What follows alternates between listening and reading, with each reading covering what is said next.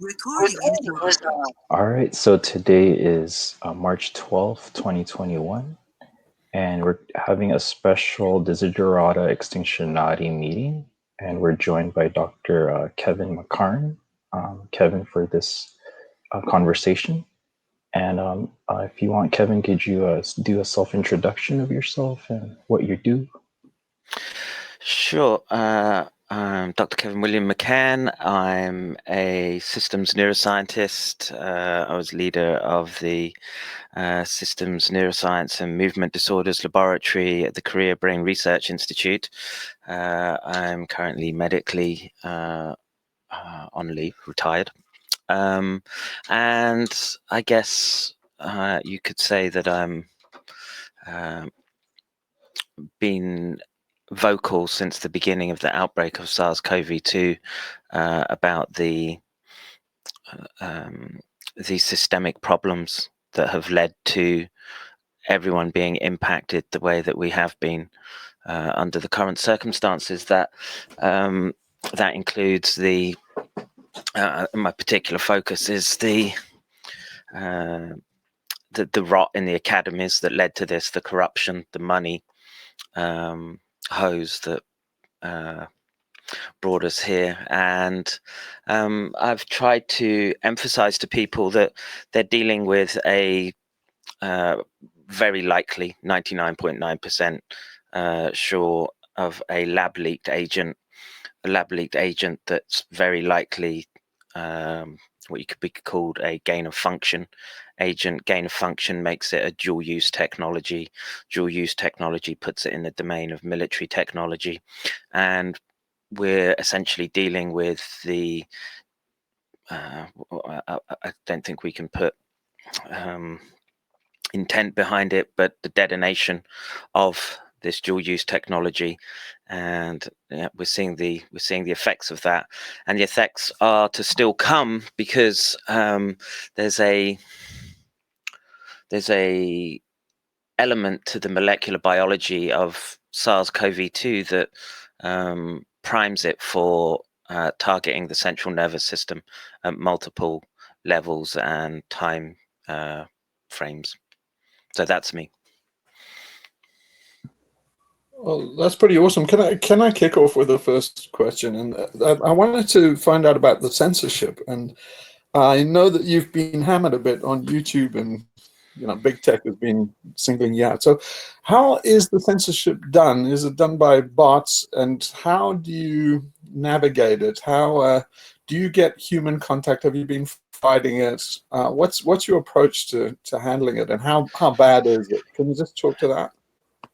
Sure. So let's say I take a abrasive approach to calling out the problem, and that means, because of the systemic problems, there are well, if you want a more articulate, flowery languaged approach to the problem, I encourage you to watch people like Jordan Peterson and Brett Weinstein.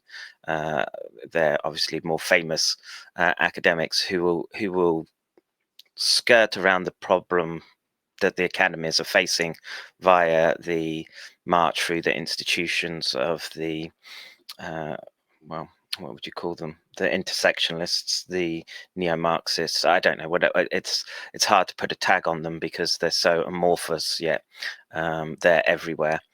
And the reporting, I guess, is people. I'm a little spicy with my language and opinions, and so people flag it, but often it's the censorship from YouTube is that I'm going against WHO guidelines usually, and in doing so, as I'm going against their recommendations and the recommendations of the local health authorities, which I don't. I've been an advocate of masks. In fact, I'm been at the forefront of trying to get people to take this more seriously. I guess in the last few months, as the how would you say, the new therapies, the mRNA-based gene therapies have been put forward. I've had to come out because that's being done in an unscientific manner as well, and that again, that sort of links into a lot of the corruption that we're seeing. So it's bots, it's humans, and all I ever deal with to try to manage it is interact with the YouTube entity. It's appeals page. Sometimes it works, sometimes it doesn't. I don't know who's dealing with who or what. And so I've had to make multiple channels. I've now had to make a private streaming service out of pocket to try to navigate around it. I think the information, once you get past the style elements, is of critical importance right now. People, like I say,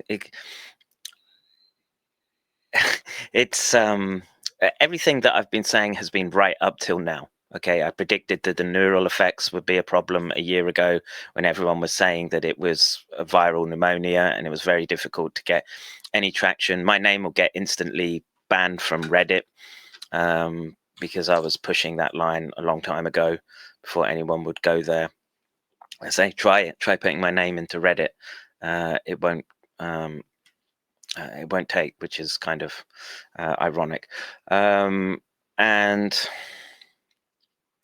well, we have to take each hurdle as it comes, and one of the ways that I've been lucky enough to get around that is that using servers, game servers, Discord. I've managed to build an active community that's sort of on watch 24 hours a day, aggregating information that fits what I was predicting, and also helps get the word out. I have nothing but gratitude for the time, and people put their time in voluntarily to help the work out, and so that's the primary mechanisms that we use. I think a lot of people have got some questions about the prions and the prion connection to COVID itself and to the messenger RNA vaccines. Can you go into a little bit about that, the original genesis and where the research is and stuff on that? Sure. So the first thing to state is that the prion genesis is not my hypothesis. Okay, it comes from the Molecular Biology Institute and the work, I think it's father and son, of Tetz and Tetz. They have a body of work which looks at the role that viruses and bacteriophage play in the emergence of neurodegenerative disorders. There's a big debate in the neurosciences about why neurodegeneration happens, and over particularly the last decade, there's been a focusing in on the influence that external pathogens might play in the appearance of these conditions, and there's been a concerted effort to look for the molecular markers of these. Well, it's a range of pathologies, but underneath them, there's a sort of common theme, which is one of protein misfolding. It's believed. Again, if you want to get into the weeds, people will have different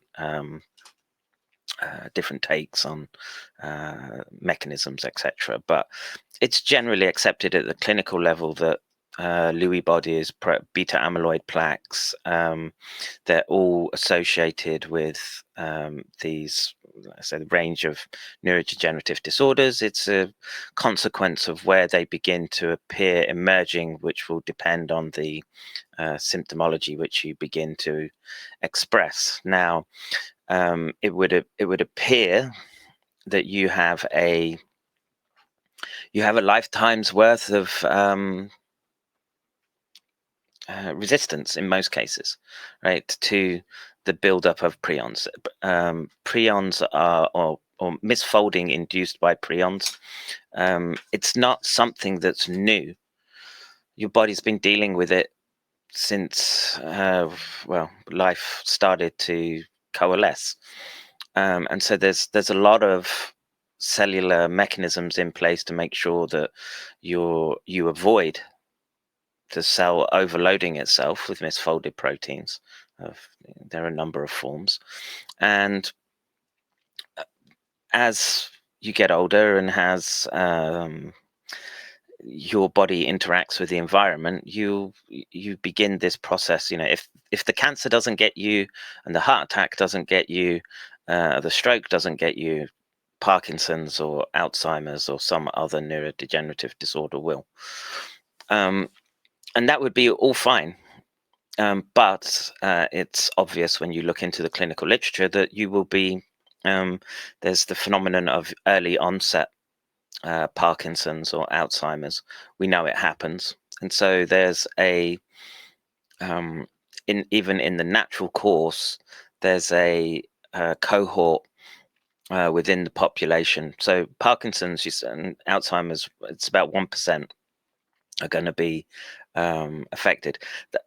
People might say 1%, but it's actually a lot of people. 1 in every 100 people is going to need severe care. So 10 people to look after that one, essentially. Think of your elderly parents, grandparents, etc. Now, the problem becomes, or the problem arises when there's a instance where prions could be utilized in a nefarious manner, like viruses and bacteria have been used in the past, and that is that they would try to weaponize them through dual-use programs. Now, SARS-CoV-2 as a pathogen is already very suspect. The lab leak hypothesis is gaining more traction due to the work of, shout out to the Drastic group, who I'm lucky to work with and adjacent to through this year or the last year. And we can show through essentially a form of forensic molecular biology that there are properties to SARS-CoV-2 that don't make sense in the canon of scientific literature that preceded it. So the very obvious gain of function that people are aware with is the furin cleavage site. Now that's a very specific upgrade, for want of a better term, to be to allow what's called tissue tropism, and it increases the types of tissue in which SARS-CoV-2 can impact the individual. So where a flu virus or viruses will be limited to system, how would you say, an organ system, nervous system, etc., and they tend to be localized in that fashion. But the addition of the furin cleavage site means that in the case of SARS-CoV-2, it's spreading and infecting many tissues, including the central nervous system and the peripheral nervous system and autonomic nervous system. Now, the furin cleavage site is a massive red flag in and of itself. It doesn't fit the, like I say, the evolutionary data that we have surrounding SARS-CoV-2, there's a push by the Chinese to say that to try to find the intermediate host. They haven't done. There's a shift right now, to particularly led by Peter Daszak and the World Health Organization, to try to shift blame elsewhere, to say that it came into China, when we know that the closest relative to SARS-CoV-2 is it's mysterious because no one can get a hold of it, and the databases have been taken offline, but the RATG13 sequence, which is approximately 96% similar, acquired in bats from Yunnan province, and the 4% that's different is the spike protein. That's the spike protein that's being encoded for the gene therapy based vaccines, and a lot of people are going to squawk and squeal right now and say it's a vaccine, it's not a gene therapy. It's not true. By the very legal and scientific definition, mRNA biologics are a gene therapy. It's just downstream of the nucleus and the chromosomes, where gene editing is considered the classic or the original gene therapy, but we've got much more sophisticated in our understanding. And it's not like mRNA is a new approach. So 30 years it's been around and proposed. It's just had a lot of problems. Yet despite those problems, we have an agent that's highly suspicious, and on the back of the release of a highly suspicious agent that falls into the domain, into a military domain, we're seeing the rollout of dual-use technologies as a therapy as well. And the lines between the science, the military, and the industrial complex are becoming ever more blurred. And well, this is where we find ourselves, and as scientists, you're not even allowed to talk about it. You'll get taken down and censored. So sorry to dominate all the questions, but I just got so many, and there's such a great opportunity. So I'm just a complete layman, but my understanding is that messenger RNA technology, nanotechnology, only started working when they had self-reinforcing messenger RNA. That's works, and that can self-reinforcing is, and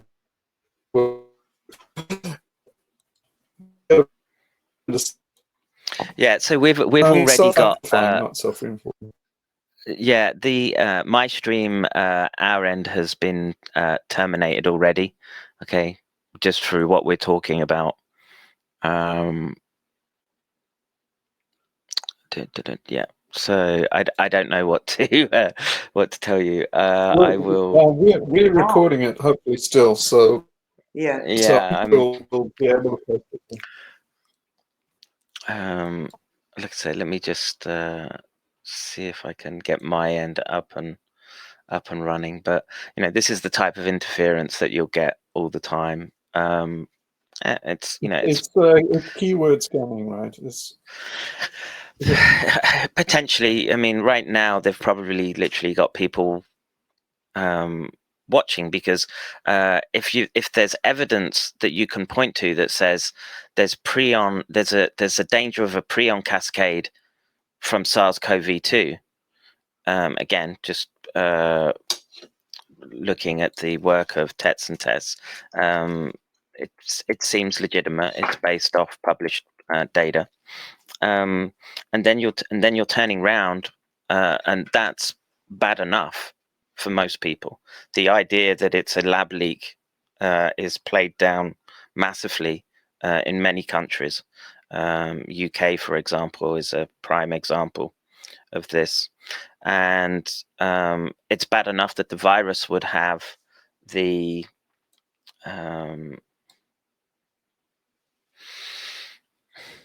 this potential, right? Everyone remembers the stumbling cows of Britain 30 years ago.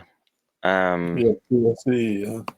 Yes, and right now, what I would say we can pick out from the data is that the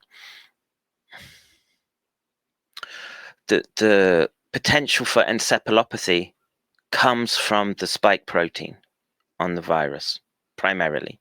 There's been another site identified by TETs and TETs that has prion potential as well. Yeah, just I've been taken down and and I just want to check my. So I'm sorry to dominate the question, but I just one more question. I'll let other people ask stuff. So yeah, I wanted to get an insight into if a prion weapon. What would be the thinking behind it? Would it be like a slow weapon? How would it be deployed practically? Would it be you would have a target population and it would take years and years, like 5-10 years before the population started to degenerate? What's the tactic and thinking behind that as a potential bioweapon or strategy? Well, that there's a degree of ambiguity about who caused it, because in science we try to look at causality, and we've got that down to a very exquisite art in getting very small time frames. But in the clinical domain, causality becomes much more ambiguous the more you extend out from something like prion exposure, and so you have this plausible deniability aspect to it, and in effect you have it's a form of attrition that you're engaging in that would be one, it's hard to detect the start of it. It's a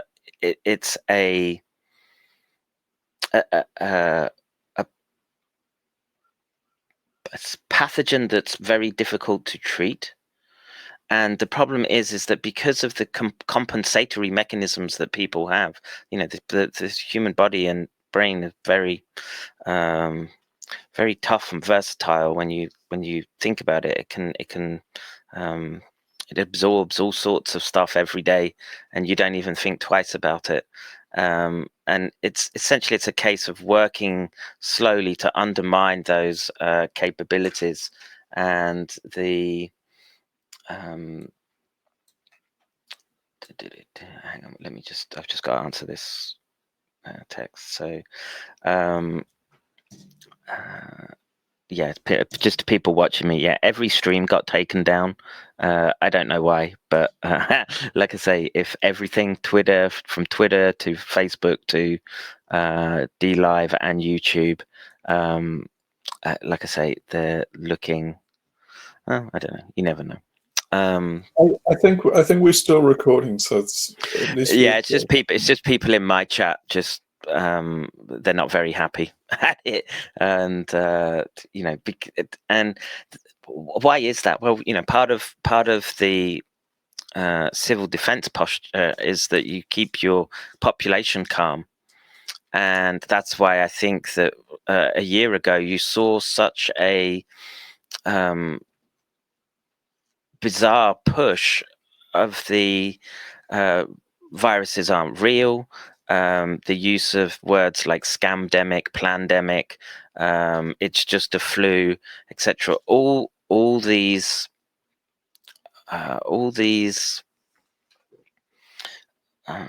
narratives began to play out, and they got massive traction. And as a scientist, I sort of sat back watching that, kind of just shaking my head at the nonsense machine that was the internet. And then basically you saw a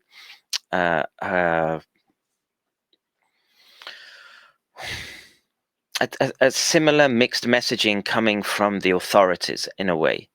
So whether we like it or not, the world looks to the United States and what their response is in these circumstances.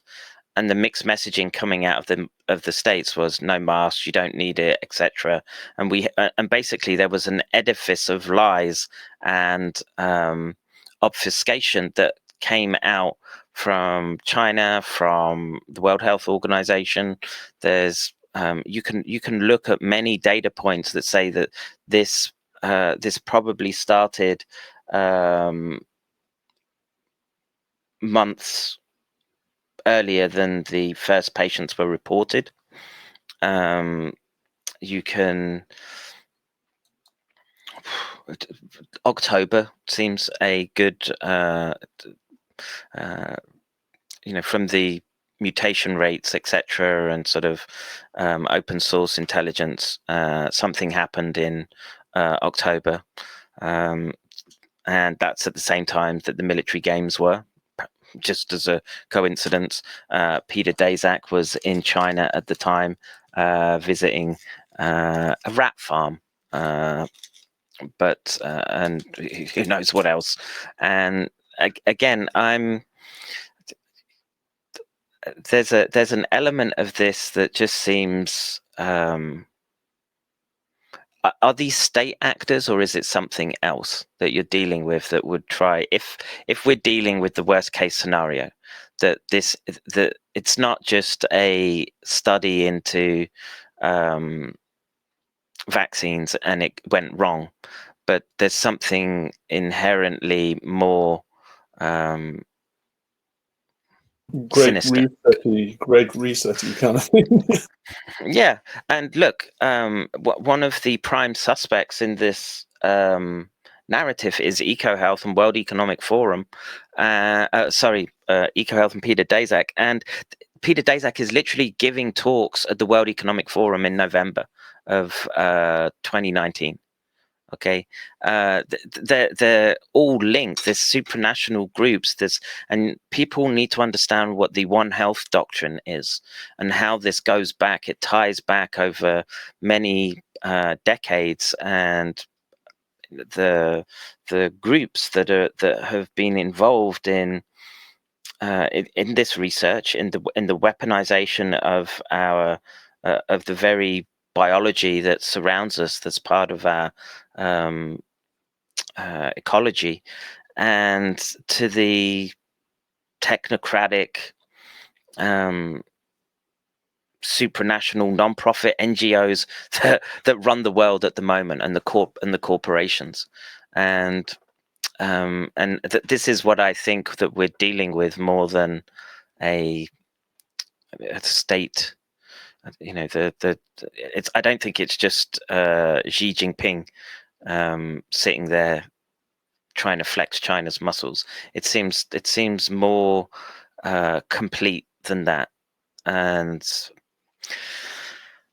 like I say, that's. Do you have any theory about if it is something like, we get the idea of what you're saying, but if it is something like that, what would be the rationale of releasing it in China, and why isn't it more lethal, or isn't that the point? Well, the whole point of it being appearing to be somewhat benign. So this is the other narrative that you get, that it's 99 point. It's a figure they'll quote, 7% survivable, but actually in the actual case fatality rates of confirmed cases, if you believe the diagnostics, closed cases, 3% are dying. But that's not the issue right now. The more worrying figure is that 20% that we know right now that come into contact with SARS-CoV-2 are being left with what they're dubbing this long hauler syndrome, this post-viral ME type syndrome. And it's not something that's new, but it's the scale at which it's happening. And fibromyalgic type disorders can be highly debilitating, and they're very unpredictable and a job to treat. and they've been dismissed by the scientific and medical establishment somewhat, and a lot of people being told it's all just in your head, etc., when they know that they didn't recover right from a bout of illness and are left in much worse shape had they not been exposed. So that's 20% that we know are sick and long haulers right now. And what we're seeing in the animal models emerge, both in rodent and primates, is that you can be relatively asymptomatic, but the encephalopathy seems to be emerging later on down the stage. And as I was saying earlier, this is SARS-CoV-2 shouldn't be, it's not a respiratory pneumonia or pathogen. You need to think of it in terms of a highly adapted primate neurotropic agent with prion genesis baked in to the spike protein, and it ticks all the boxes of the more nefarious end of the dual use spectrum at the moment, even to the point where there's studies that have shown that there's a polymorphism in the transmembrane serine protease that's part of the furin cleavage site, is found in more common in Asia. And it's funny that Asia seems to be strolling through the pandemic, yet the rest of the world seems to be well, they're not handling it very well. It looks like chaos from where I'm sitting, and a lot of that is the narratives of again, it's just the flu or it's government overreach, etc. Whereas no one seems to stop and ask, but why would the government doesn't care who lives and dies, right? So long as they keep getting tax money in, why would they stop a good thing when they're skimming the cream off the top like they always were? People just never seem to ask what would cause such a severe disruption, or what would cause the people who wouldn't normally care about people getting ill, etc., because they're able to insulate themselves somewhat with their wealth. What would cause them to kick into gear civil defense postures that make complete sense when you put them in through the lens of biowarfare and silent weapons for quiet wars. And right now we don't know who did or started what. We're civilians in this. That's where. So if there is some kind of unforeseen consequence of the vaccine, or the messenger RNA vaccines in particular, something like the CJD or neurodegenerative disease, something I'm thinking in those terms.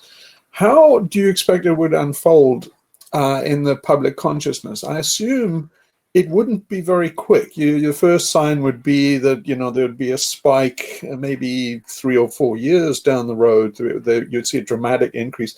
I imagine it would be very not very definitive. It would, people would say, well, it happens to coincide with the pandemic, but it would be unclear, and they would call it a conspiracy theory if the spike in neurodegenerative diseases 5 years from now is associated with all that kind of. Can you talk to that? Yes, of course. So after the 1918 Spanish flu, there was a spate of lethargica encephalitis,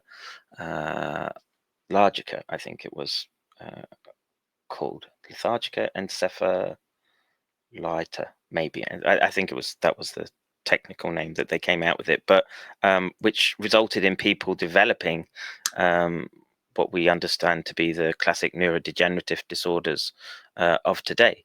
We're already seeing spikes in people with neuropsychiatric disorders, those that are at risk of neurodegenerative disorders. We're already seeing that short-term spike already. We know these people are more at risk than the healthy. Who is healthy, I guess, is the question. But the average individual, 2.4 kids, no comorbidities. People, but if you're getting into the elderly, post-retirement age, we're seeing those spikes already, and we're seeing the spikes in people, like say younger people, and that's was indicated by, particularly in the UK, where they could see that people with young people with learning disabilities would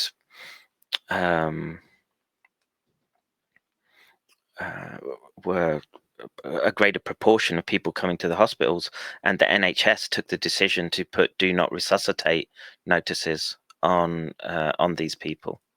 Again, this is unprecedented in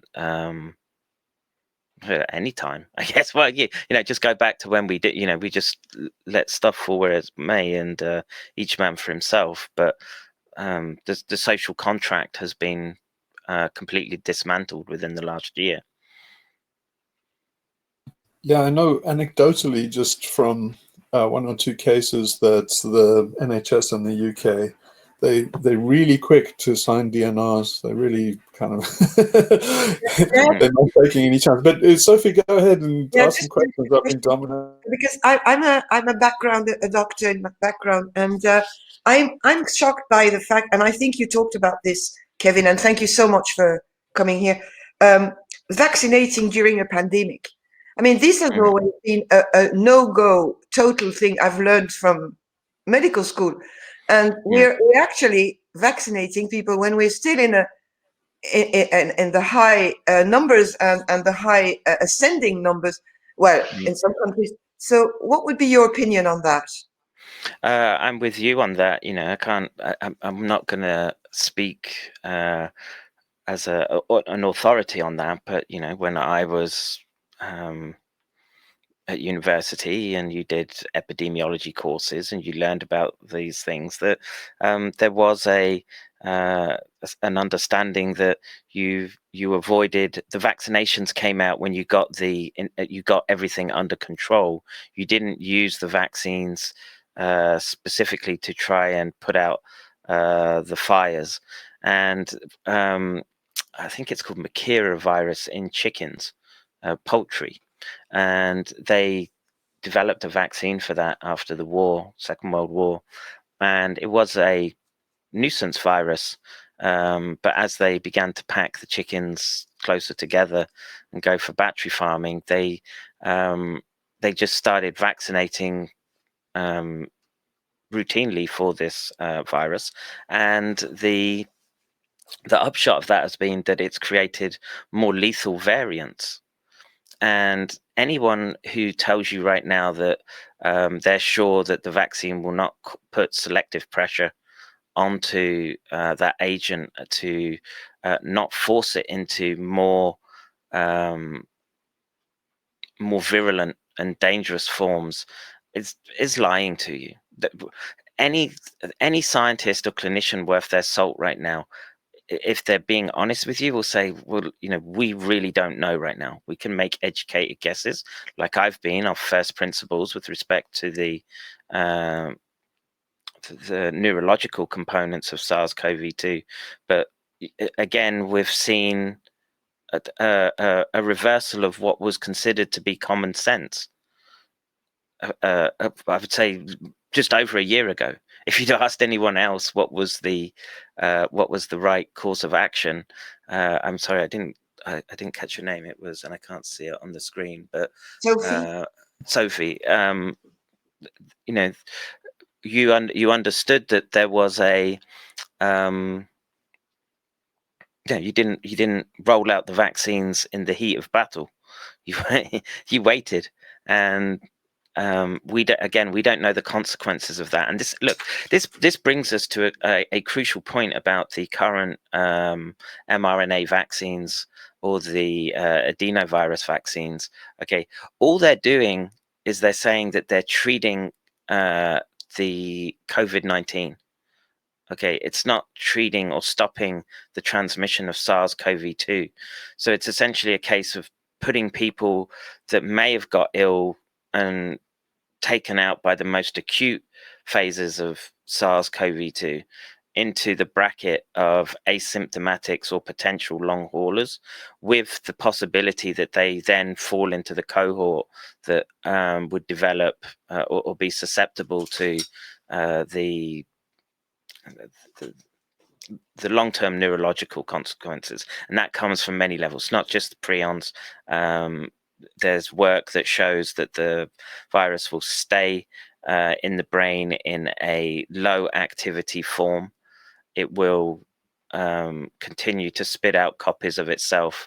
And again, we're in uncharted territory right now. And those appealing for only the fittest will survive want to be very careful about karma coming and biting them in the backside under the current circumstances, because we don't know what's happening and what's going on. We need another 9 months, I would say. By come December, we'll have a better idea.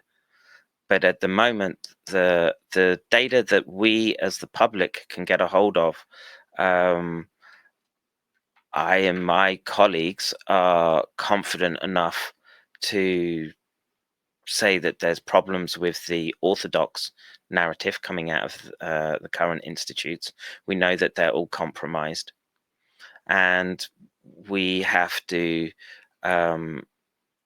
watch our backs, because right now the corporate state entity, global corporate state entity, I'm not sure where the boundaries stop anymore, doesn't have your interests at heart, right? So, I sort of exhort people to, don't give that machine your data if you can afford not to. Okay, don't go out on the streets rioting right now. Don't go contributing to spreading events, particularly as there's a potential sting in the tail that that there's no scientist, clinician that would tell you, oh, it's nothing. If they say that to you, they're bold-faced lying to you. And if you turn around as a civilian and a layperson and ask, well, I understand this much about the spike protein, that you're taking my cells and you're going to make my cells produce this spike protein that has multiple epitopes on it, meaning sites that are active, that can impact on the nervous system of the individual. Okay, so you're going to make a direct copy, like for like amino acid copy of the furin cleavage site. The flanking sequences of the furin cleavage site make it synonymous with rabies neurotoxin. That's a cholinergic antagonist. The cholinergic system is it's the prime target of chemical weapons, VX nerve gas, things like that. That's all targeting the autonomic and cholinergic system. And then on top of that, you've got this potential for it to cause a prion cascade, coupled with a technology that we don't know, that they haven't released, because it's corporate IP, that they how the lipid I don't like, because the thing is, it's become a loaded word, nanoparticles, etc. It's just they're just lipids, fat, coating that they're putting around the mRNA molecules, how it's distributing around the body. Moderna has put out some papers, and like I say, in the scientific community, there's a lot of criticism on these companies for pouring billions into this research, publishing very little. But what we have seen, there's a paper from 2017 trying to treat or inoculate against flu, and they found that those lipid nanoparticles were everywhere in the body. They didn't stay just at the site of the injection. Your brain is primarily fat. The lipid nanoparticle will go through the blood-brain barrier into your brain. And is this the PEG stuff? Is this the PEG? Yes. Yes. Yeah. So the PEG is supposed to be completely inert, and they thought it was for a long while, but papers have been coming out saying it really is active. It's not completely neutral in the body. It's also the cause of a lot of anaphylactic shocks. Yes. I mean, they're classing it as an adjuvant to activate the immune system, right? So previous generations of vaccines would put in thimerosal or aluminum-based compounds to kickstart the immune system, so that it would just be charged enough to recognize the antigen being presented. But yeah, Sophie was saying that there's a risk of anaphylaxis from the PEG, the polyethylene glycol, and like I say, I think that's apparent in the reports that keep emerging and then getting swept under the carpet. It's less than 24 hours since reports came out in the British press and Australian press that the crew of HMAS Sydney, who received the AstraZeneca vaccine, were had reactions and were taken to hospitals for precautionary measures, and now all those stories have gone. There's a slight admission to it. It's the same vaccine that their health minister took, Jeffrey Hunt, and then he ended up in hospital a day or so after, and we're told that he got an infection from a rose thorn and some cellulitis, right? It's we can maybe, but it's just it's an awful coincidence. It seems to keep happening all the time, and like I say, these are just short-term effects. We haven't got into the part where the long-term effects could kick in. Now, if the vaccines are doing and I'm not doubting the data that says, you can look at places like Israel and they say that their hospital admissions have dropped, etc. Yeah, I don't doubt that. Great, brilliant. I'm really happy about that. But now all you've done is you've increased the asymptomatics walking around in the population. And the monkeys tell us that the asymptomatics are going to start developing Lewy bodies. And that's the signal that your brain's degenerating. Sophie, do you have another question? I've got one. If you have. No, thank you. Go ahead, Hugh. Go ahead. So there was a paper, I think it was a Chinese paper that came out about the possibility that the SARS-CoV-2 might be a chimera between HIV and maybe SARS. Can you talk about that and how credible that is? And if it is, what would it do? Well, there's been a number of papers which have pointed out that there are similarities. So one of the first was Luc Montagnier's paper. He was the discoverer of the HIV virus back in the day. And there's a long convoluted history to SARS, but in effect, the primary players that we know of, so the Bat Lady, Xi Zhengli, Yeah.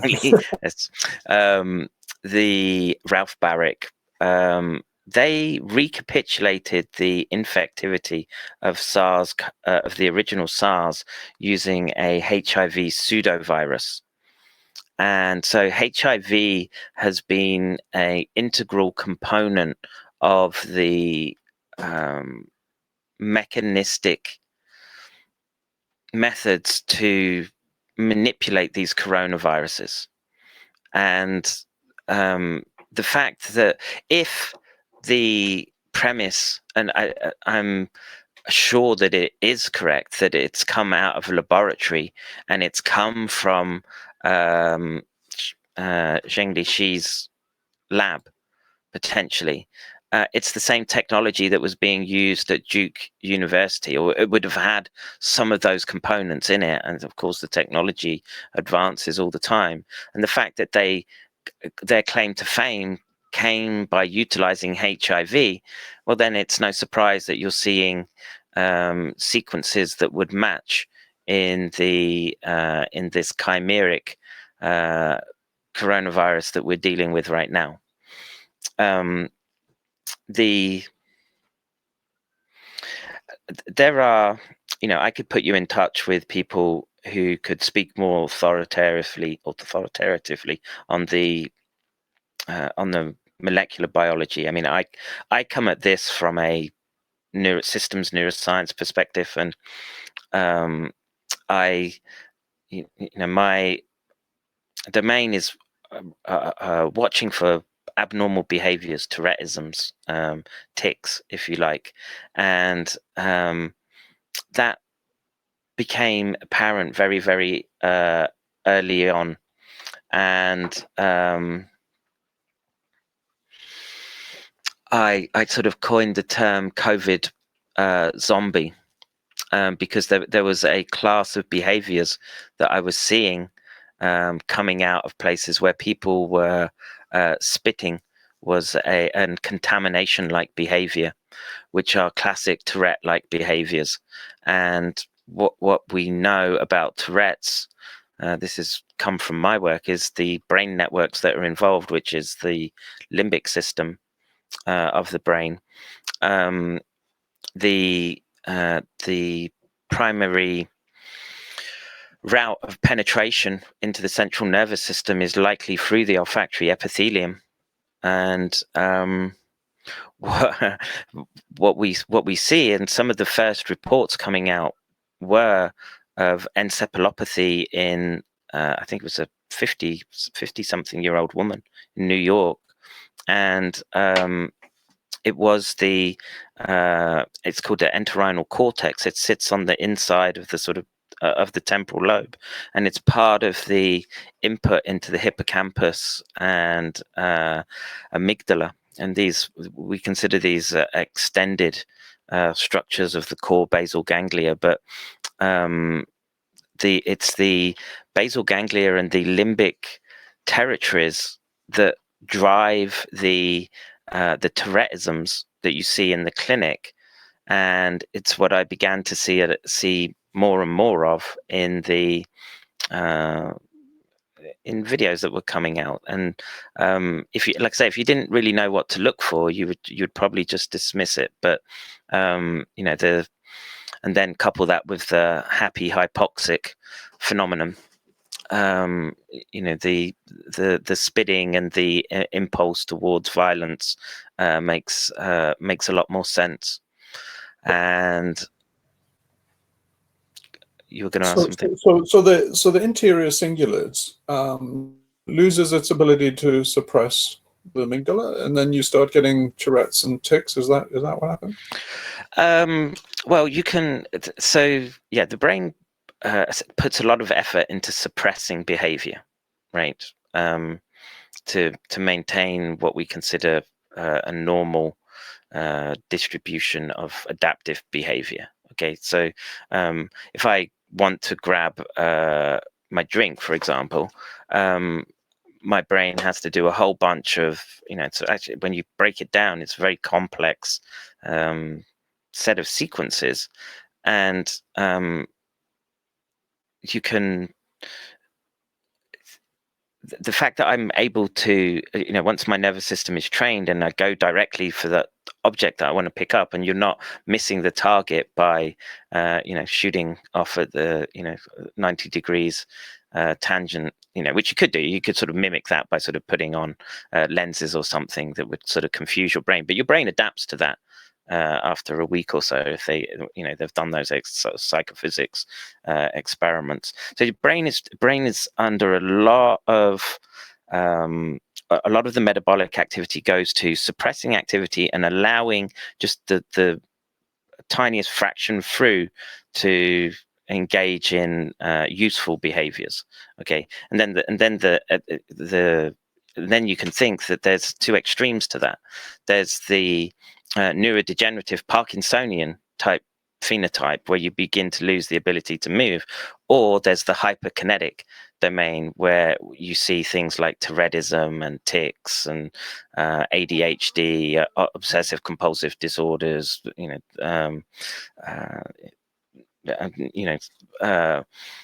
positive or florid symptoms of schizophrenia, etc. These can be sort of hyperkinetic in their nature, and it's this that would be if you have a weapon that can target that, right? You suddenly have something that's way, it's orders of magnitude more scary than the biggest hydrogen bombs they could drop, right? Because one, you don't know where it is that you're getting, and you don't know who can sort of pop off next to you because you don't know what their exposure has been like. Couple that with the pressures already put onto people through things like lockdowns, and you're generating a very, very dangerous powder keg right now. So you kind of drive the enemy crazy. It's kind of like Batman, fear gas is basically you drive everybody psychotic in the streets almost. Yeah, and so it's really psyops. It's psyops by pharmaceuticals and bioweapons. Yes, and coupled with the behavioral nudging. Okay, look at things like Dynacore and the Cambridge Analytica, those types of organizations, the privatized and weaponized information companies that can turn elections, etc., by controlling the narrative that's coming through your information feeds. Okay, add that into the mix. It then becomes very, very dangerous with respect to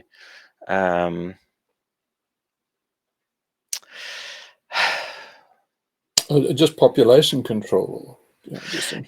Yeah, I mean,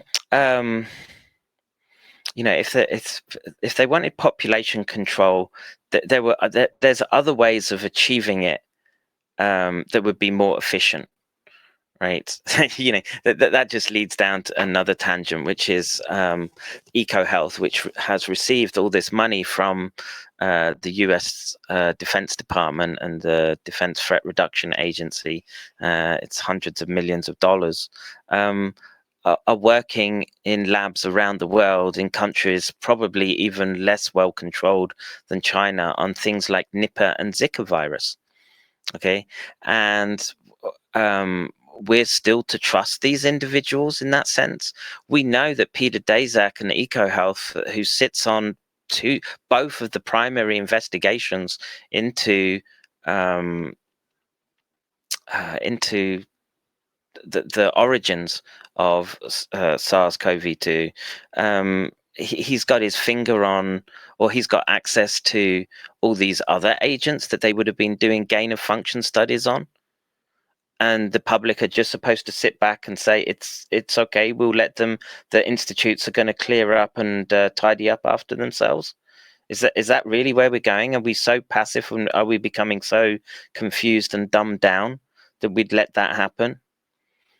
So, you know, it might be a case that chaos is a better way for them to maneuver things how they want, which, you know, again, it comes down to money, power, and I would argue there's a sadistic element buried in it Yes. as well. V for Vendetta, isn't it? You know, remind them why they need us. But Yeah. so how long can you actually go? Because I'm finding all this quite fascinating. And I'll talk you into the ground. Don't worry. If you've got questions, Okay, well, you're on. I'll answer them. Okay, so does anybody want to ask anything? Because I just got a slew of things, and I'm going to stand in the way. So ask somebody else, ask something, and then I'll come. Do what you do usually, Hugh. Okay, yeah, I just feel like a kid in a candy shop. Just so many questions.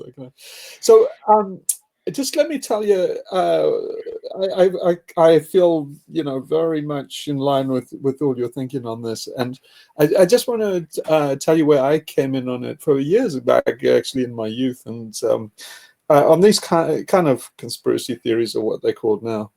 But yeah, well, I was. I'll just as you pulled that word up, let's just be very clear that these people who are telling you that there's no problem, it's a spillover event, went to great lengths over the last year to subvert the scientific process, to tell you that if you question them with respect to its origins, you are a conspiracy theorist. Conspiracy theorist is the target word now for the Homeland Security Services, and the white male conspiracy theorist is the terrorist of the second decade of the 21st century. We had Muslims. Now apparently it's white conspiracy theorists who are the issue. So please, sorry, I didn't mean to interrupt. It's basically just a medieval word for heretic. They're basically, the scarlet letter is your conspiracy theorist now, and all the children know that you know, they have to ostracize anybody Witches, or just conspiracy theorist. You know. Sorry, go ahead. What did you say, Sophie? I missed. No, I said it's another word for witches. Yeah, don't you're gonna say witch hunt now. So yeah, when I was in the South African Air Force, and then there were all these rumors about research being going on in the Rudderport lab, and it was exactly. I feel like I'm just back in those times because. And I feel like, you know, I know how to navigate them, because any white South African that lived through that knows the game. And so I feel like it's just that same game, which we all knew so well, is now being introduced to all the, you know, Western liberal democracies, and they clueless. They don't know that all this stuff goes on. But what happened in the South African Air Force was there were all these rumors about Voto Basson and Project Coast, and I knew that stuff was going on. I mean, I saw bits and pieces enough to know that those rumors had a lot of legitimacy. And then afterwards, they turned out to be right. They were doing research with Israel to do a population control weapon. And basically it was... Ethnic weapons. Yeah. Ethnic weapons. Yeah, basically what South Africa did was gave plutonium to Israel, and then they gave us atomic weapons things. We had a joint program, which I mustn't go into too much detail, but I have family members that worked on, and they we did a joint bomb, and then that's where the Israeli bomb comes from. But in exchange for that, what South Africa did was bioweapons research. And the rumor that I've never been able to pin down, it didn't come out in the Voto Basson thing, was that HIV came from the Project Coast, and the crossover event was basically doing research with baboons.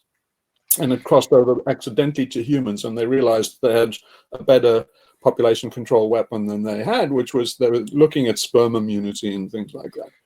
Now, all of that stuff, I can't believe South Africa's still doing any of that stuff. That ended. I don't think you have the infrastructure capacity anymore The to be doing that. motivation is gone. I mean, I just think there's a better class of psychopath involved. But here's the interesting thing. Votapuson to this day and all his cronies, they absolutely cagey about all the contacts they had all overseas, particularly in Israel, America, in the Netherlands and stuff. They had a lot of assistance that they won't reveal now, even after Truth and Reconciliation. And one must assume that those have all gone on. So since the 80s, they've been doing population control and ethnic bioweapons research, and it's always done under the guise of you can see the papers. They're very obvious, and they always go, they justify them with some kind of appeal for some disease or something. But you can easily see your use research if you know what. Well, it's evolved into something called the One Health doctrine, and like I say, the biggest advocates out there, just Google One Health, Eco Health, and you'll get this little. They always show the Venn diagrams of like the three circles intersecting. I've got a very good friend now, whose Satonic Live is his channel. He goes into great depth about the history of these networks. He breaks them down very forensically. But the cosmic joke of it is that their symbol is literally a match for the biohazard symbol. You're familiar with the biohazard symbol of the intersecting circles? It's literally that, just filled in, and with the human being standing in the middle, surrounded by what is the environment, animals and etc. And it's got to the point where they're looking. We're the virus is that's essentially exactly what I was thinking. We're the virus. And like I say, people ask, well, yeah, okay, it's all very well coming out with data that sort of supports this premise, etc. What do we do? I can only tell you what I'm doing, and it's of comfort. So one is to do this, which is to speak up. I'm not doing it for myself. I'm doing it for my children, because I don't want them going into this dystopian nightmare where the likes of sleazeballs like Peter Daszak can lie his way through, and the various forms of tyranny, be it communist China or the nebulous corporate state apparatus that makes up much of the rest of the world, would just give them different coats of paint, but underneath they're essentially all the same. So I want to make sure that I've done my best to help others, because they might be, right now there's a tsunami of misinformation that's being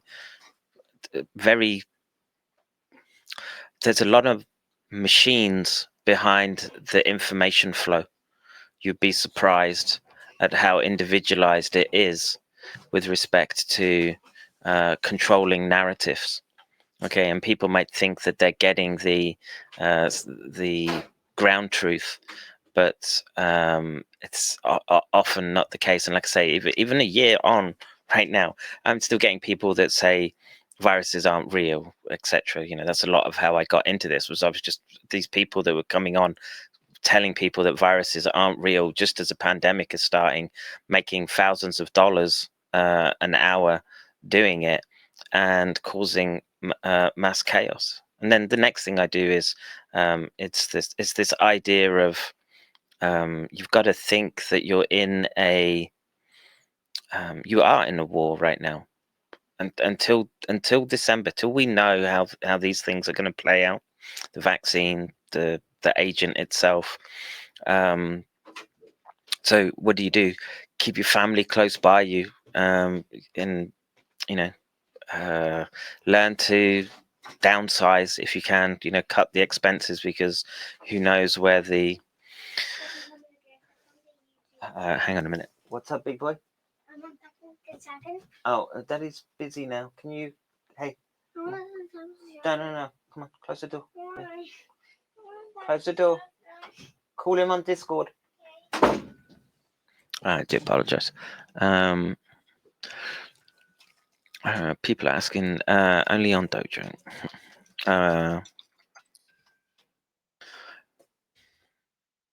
think. People are asking if I'm still streaming. I appear to be. So yeah, I think it's a case of accept the fact that you're in this precarious situation, and until we know better, tread very carefully, and be careful who it is that you're listening to. And if they're doing ridiculous GoFundMes, or they want to charge you $1,500 an hour, like the cranks who were denying viruses at the start of this, to sell you chicken soup, back away. But back away from authority figures that are coming at you with hypodermics, and they won't tell you what's in them, and we don't know the long-term consequences of what's in them. And I'm a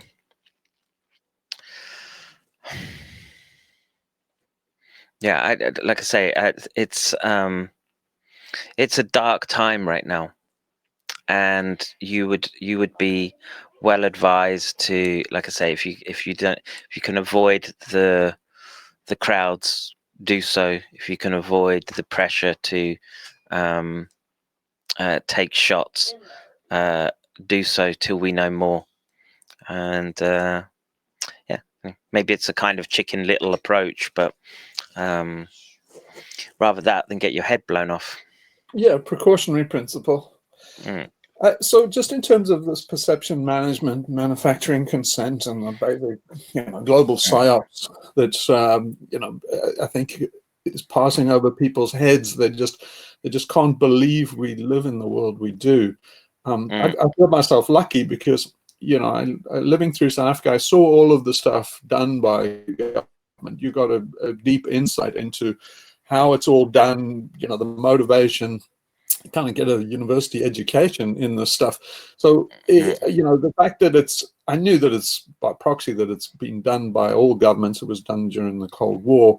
And, people, particularly in liberal faculties and universities, they don't believe it at all, because they don't understand finance. They don't understand the big world. They have their heads stuck up Foucault's ass and shit like that. And, basically, they don't realize that, to them it's all childish, and, it's tinfoil hats, and you've got 12 guys in a ring with pointy hats is not how the world is run. And it's like they completely off track. But I wondered in that, have you seen like Boris Sarkov and how those techniques were used in Russia, and they still are. I mean, in terms of psyops, very sophisticated psyops that came from the OSS, and have their genesis all the way back, to Freudian psychology, and how that is all developed. Have you looked at all of that stuff? Adam Curtis has some gems of documentaries. Yeah, I mean, I have to. Look, I'll be straight up and admit, I've been taken in by it at various points in my life, and with age comes a degree of wisdom. Oh, not just age. You can get young people that are wise. The question is so people are just commenting on your phrase, a better class of psychopath. You've impressed my audience. But yes, I mean, as much as I've done psychology, and I've worked in behavioral domains and about shaping behavior, and I sort of look at it from a neuroscience perspective. But yes, the ability for people of ill intent to engage in mockingbird-like programs, excuse me, to push forward their agendas, it is it's been a constant, and all they've done is be able to refine their techniques. And you know, it's funny to me that you would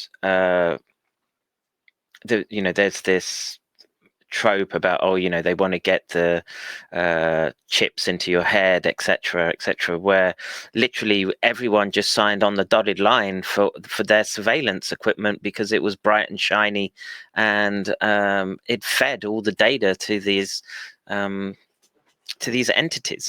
and these entities have morphed over the decades, but here we are now.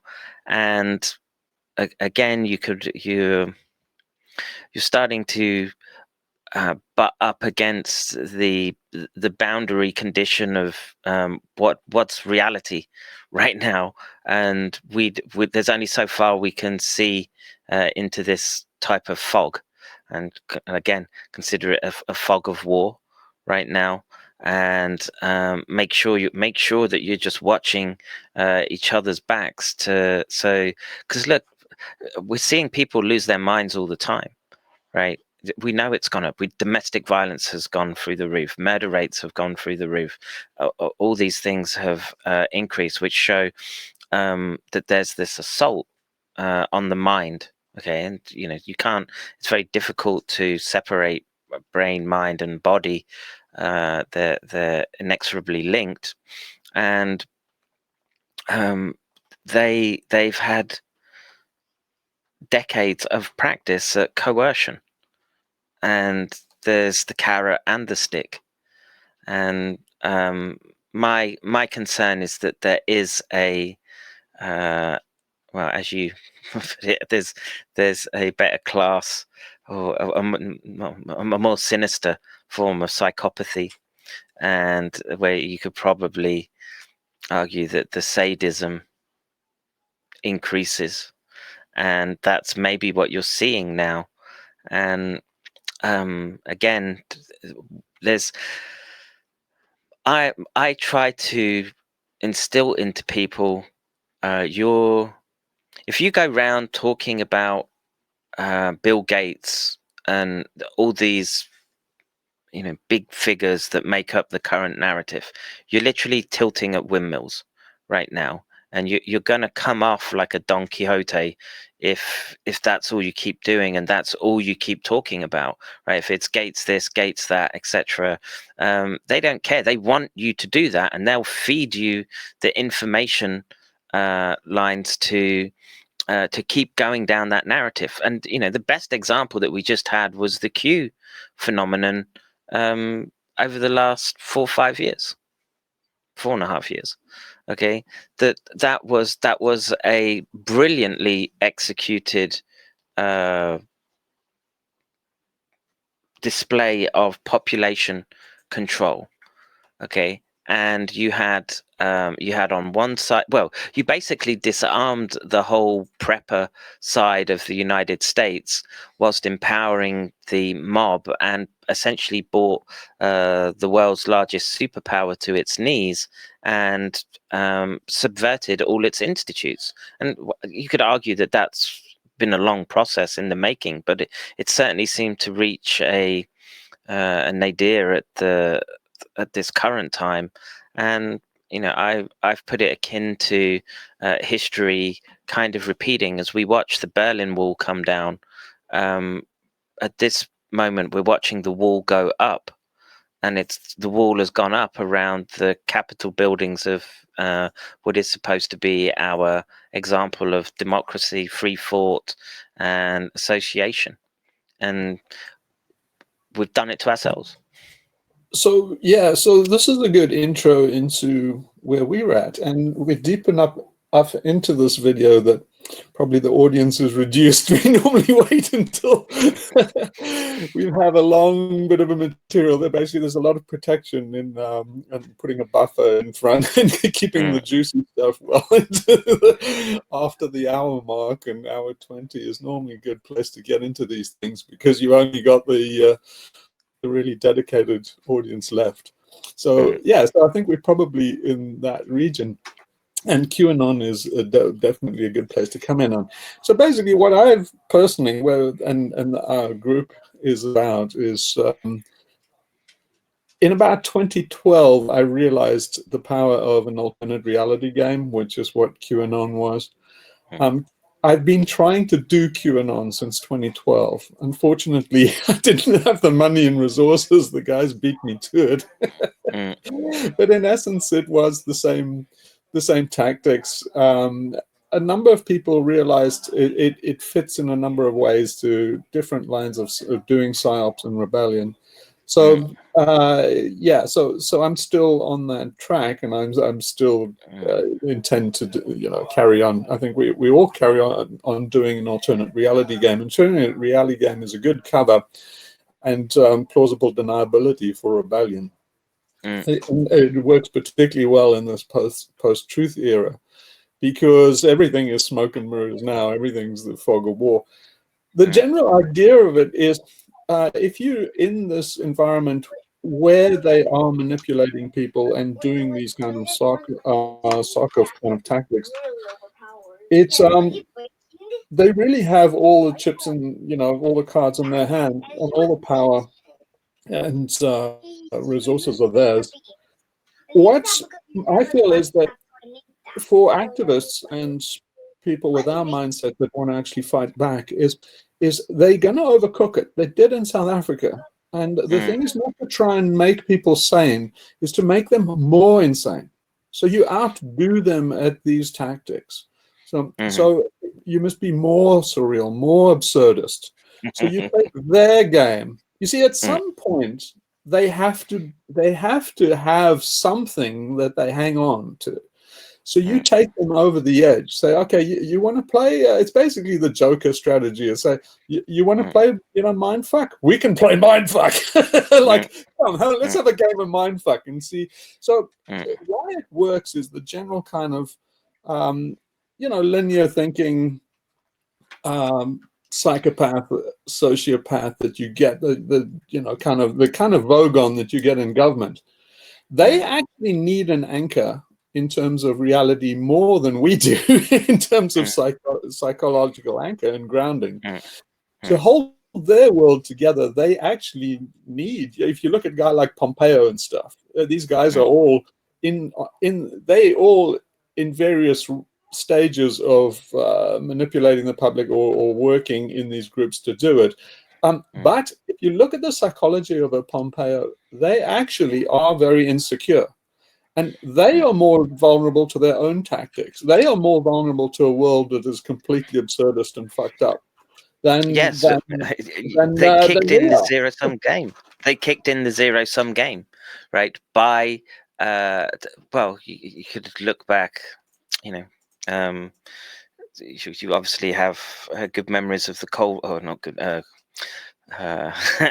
Good is not the right word I was looking for, but you have strong memories of what the Cold War was like. But I fought in a proxy war in Angola in against the Cubans. So yeah, this was all mindfuck territory. Yeah. Yes, and I just don't think it stopped, and it just kept going on. No, it got perfected. It got ramped up. It just privatized. Turned into beautiful. Yeah, I watched it develop. I watched the Cold War tactics, and it's Eddie Bernays. Eddie Bernays started out the singing. Eddie Bernays and a few others, but Eddie Bernays' thinking got absolutely perfected. And I long ago, decades ago, actually in South Africa even, realized that you can't wake people up. You just have to say, look, they're all fucking asleep. And you just, the fact that they're asleep, you just take it as read, and you can manipulate them as good as the government. In fact, better. So you basically take the government's game and extend it to a point where they don't want to go. Yeah, and That's this the is strategy. you know, I have a very deliberate approach when I'm streaming. I know it it pops a lot of people's psyches and reality bubbles, and it makes I infuriate a lot of people, right? And but it's very deliberate. I'm very deliberate in using the language which has been made verboten within the academies right now. It's a there's a point to do that, because you have to, if you can't use words which are our primary tools, right? That's what we evolved to do, is to develop language and pack that language with symbolism to convey points quickly. I don't hold back. I mean, you know, of course I don't, you know, I'm not just going to go edgelord completely, but you know, there's a um there's a method to my madness that I want to do, which is one, they can't cancel me, right? They can't go after my job. They can't go after, well, you know, they can go after the digital representations of what I have. And you know, that hurts. I mean, I'm like I say, only income I get is from doing this, actually. And you could say, well, you know, that's a kind of perverse incentive, but it's pennies. Okay, I spend way more time doing this than what the money is worth. I'm not doing it for the money, but I'm trying to inculcate into the youngsters right now that there are people. There was a thread of steel through generations. It came through my father. My father was Air Force, and that understood that things were messed up, right? We, you know, and I've made a point of saying that one of the biggest mistakes that was made was, you know, it wasn't a it was the beginning of the collapse, was the abandonment of South Africa to diversity politics, and the idea of it being a colonizer state, and the violence was just one way from the white patriarchy, for example. And you know, you can go to Rhodesia before that, and the you know, other sort of colony type countries as well. But the crown at the time was South Africa, right? Or the prize was South Africa. Dismantle South Africa and get the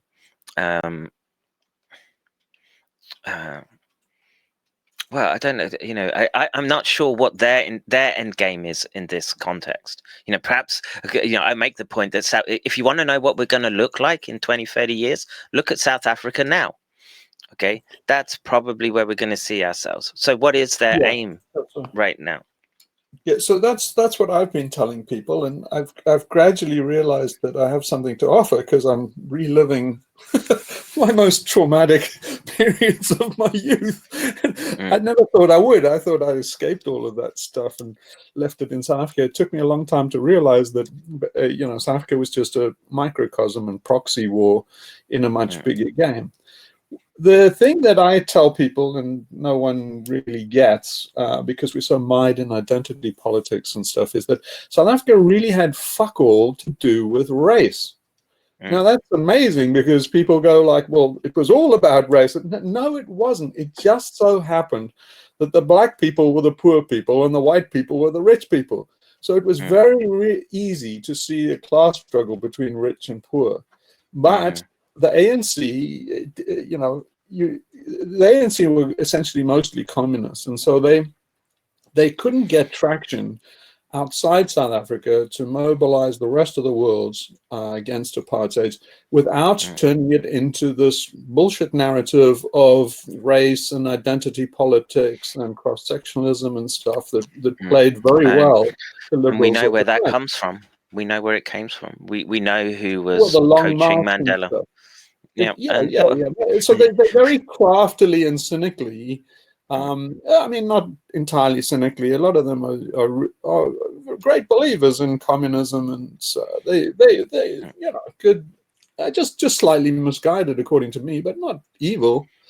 But they were cynical in turning it into a racial issue, where they knew themselves that it really had not much to do with race.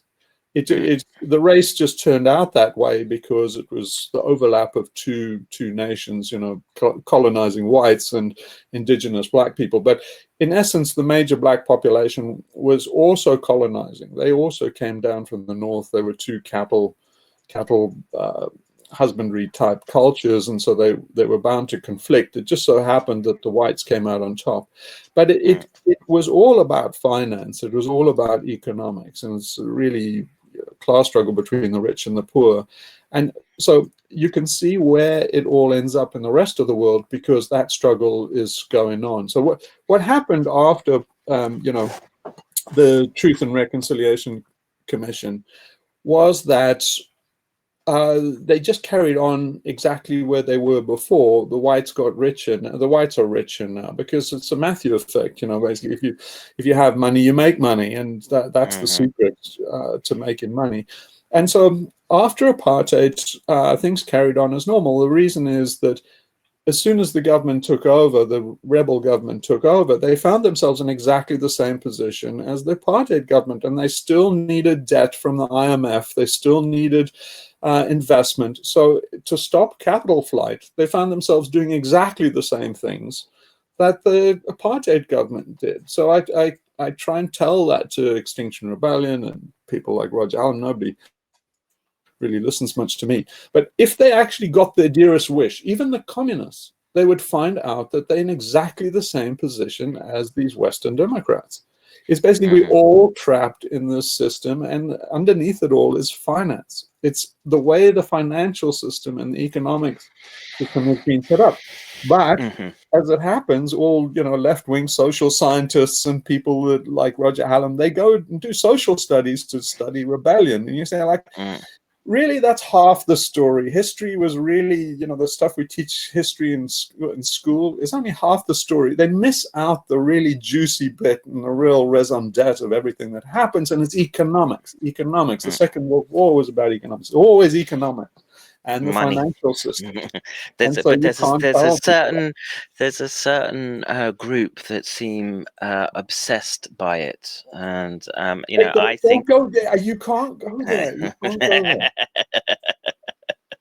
there. But it's one of those things that I think you have to. You need to be able. Look, there's a very I've gone at great lengths on my streams to because it's very easy to point that it's the Jews narrative, right? It's very easy to go down that line of thinking, but it's not all Jews, right? And I tried to get this information or this point across, and right now, if it is, we are looking at actual, it is real data coming out of Israel. It's Israel that's being used as the model for, everyone said, oh, they're going to try and turn us into China, etc. But it's Israel that's got all the vaccine passports, and it's Israel that's essentially force vaccinating people right now. It's the Israeli population that's being screwed with. So it's not all Jews in this sense, right? Again, there's a class component to this going on, and people have to disambiguate a lot of these conflicting narratives that they're seeing, and ideological narratives to step out and get the dimension expansion of thinking required to hone in on what is the issue here, right? And Mr. and Mrs. Tannenbaum that live in the suburbs of Haifa are not your problem, right? It's the again, it's the stuff that's tied into the corporate stuff. Like I say, a person whose work I really like is Brendan O'Connell. he does a really, really good job of just laying out, yes, a lot comes, there's a lot of Jews involved, right? So I never mentioned Jews, but since you've done it, I'm kind of okay. I kind of feel like I have to say them. So here's what I do. Nobody's called me on it, and I just waiting as a matter of time before somebody calls me on it. But I figured you it's such a trigger word, anything to do with anti-Semitism and stuff. You can't go there. It's just such a landmine. Basically, it clears the room just as soon as you even go. But you have to. So, you have to. Like the thing is, here's what I did. Oh, here's what I did. Basically, nobody's called me on doing dog whistles or anything like this. But anyway, what I said was, you make this psychology, and I invented the psychology of the layered brain. And I said, basically, the way we are composed psychologically is we have these essentially 5 evolutionary layers. You have an inner fish, and then it's basically McCairn's three-layer brain theory. And you have the fish brain, and then evolutionary speaking, you have a reptilian brain, that's basically the amygdala and that kind of thing, and then you have a primate brain, and that's where we get oxytocin, and they all have their neurotransmitters and stuff. And then above the mammalian brain, you have a primate brain, and that's where all our Machiavellian thing, our social status, and it has parallels, but like the 5 big 5 personality types of psychology, but those are just sucked out of the air. And it actually has McCairn's thing is completely rubbished now, but in actual fact, it has quite a strong basis in terms of bridging psychology and neurology. It gets beyond the old thing, how they used to say, well, neurologists study the back of the brain because it's perception, and psychologists study the front of the brain. But anyway, the high point of all this is to say it's all capped by this very recently evolved layer called the alien cortex. It's basically part of your neocortex. It's just the top layer. And that's basically Wernicke's area, Broca's area. It's the bit that gives us, identity, consciousness, writing skills, that kind of thing, all the higher functioning rational skills, and you just call that the alien cortex because it feels kind of alienated. It's basically it does seem separate from us, although it is us. And then, well, you just take that, and you don't have to say Jews or anything, because basically alien cortex is a measure of your IQ. And so basically you just say, hyperactive alien cortex or something, and it completely neutralizes the discussion. Nobody ever come around to me and said, like, hang on, that's a dog whistle for Jews. And I'm like, you score high on IQ. But I've lived in Israel, and I'm a very anti-Zionist. And look, man, I lived in Israel. I've got colleagues and friends there, I went. I've gone from both ends of the spectrum about how I've felt about the Jewish narrative. Okay.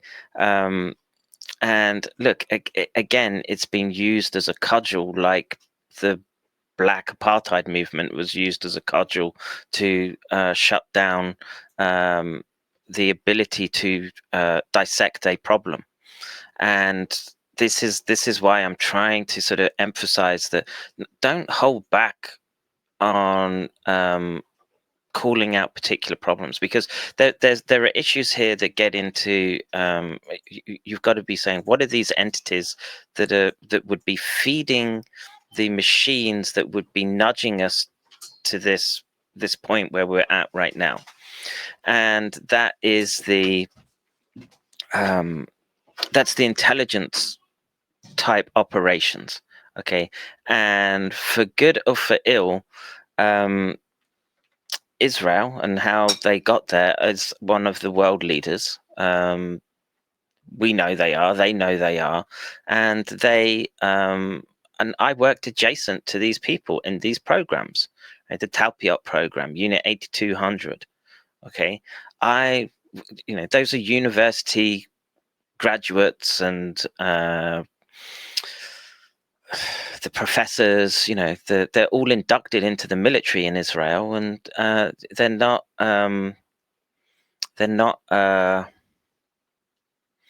stupid by any means, but there again, there's it's a very fractured country, but there's elements within it that can be highly, or let's say have the, I used, and Brett Weinstein used the word lineage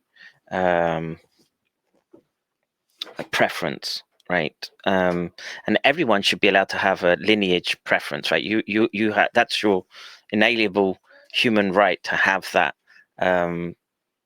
Right to sort of protect yourself, and it's very obvious when you live in Israel that it lives under a military doctrine, and the traumas that they think they've been through their lives of oppression is played out every day, and people feed on that in multiple ways, and it feeds into all aspects of their systems and control.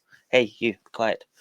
The look, was it 3 years ago, 4 years ago? They found those stingers around the White House, right? Where did they come from? That was Israeli technology, spying technology, right? You know what Khashoggi? Khashoggi was all done based on that was all. The intelligence was provided by the Mossad, and he was tracked with Israeli technology. Basically, it's the axis of evil. It's basically, you know, Saudi America and Zionist Israel is basically what's one side of the fence, yeah, in the new Cold War. Well, this is why I like the thinking of Brendan O'Connell, because he's come to realize that it's not these countries anymore per se. Like, look, Israel won. Okay, they got their greater Israel, right? When you can sketch it out on the map, and that's their ability to project air power at will across the Middle East. Okay, it buttresses up against Iran, and Iran is part of the conduit for the Belt and Road Initiative, which is where this fourth industrial revolution is taking us, and the decade of the brain, as the I don't know what you call the tens of the 21st century, the teens of the 21st century, those types of programs. That's where it's going, and this is why the technologies like the messenger RNA, the biologics, are critical. It's why they're going down the pathway of trying to bring this to the consciousness of people right now. Are they? We're getting into a situation where, we're seeing people develop encephalopathy. Well, now here's another biological that we can use to begin to knock that down and begin to control. And it's more and more control. It's a new industry, and like I say, it's the biological gold rush right now, and it's being led by the tech leaders, and Israel sits at the heart of it. And are you familiar with Brendan O'Connell? No. No. Very, very astute individual that's gone through the ringer, and you have to take a lot of the history into account of the region, and there's going to be the push right now is to build the trading blocks of the fourth industrial revolution. So there'll be Americas, there'll be the Eurasian supercontinent, and then Africa and the southern hemispheres. Okay, and the intelligence and the tech comes from the groups out of, well, it's not just Israel, but every country has them. But just, Israel's been caught with its finger in the pie, or its hand in the cookie jar. Okay, and it's the great game.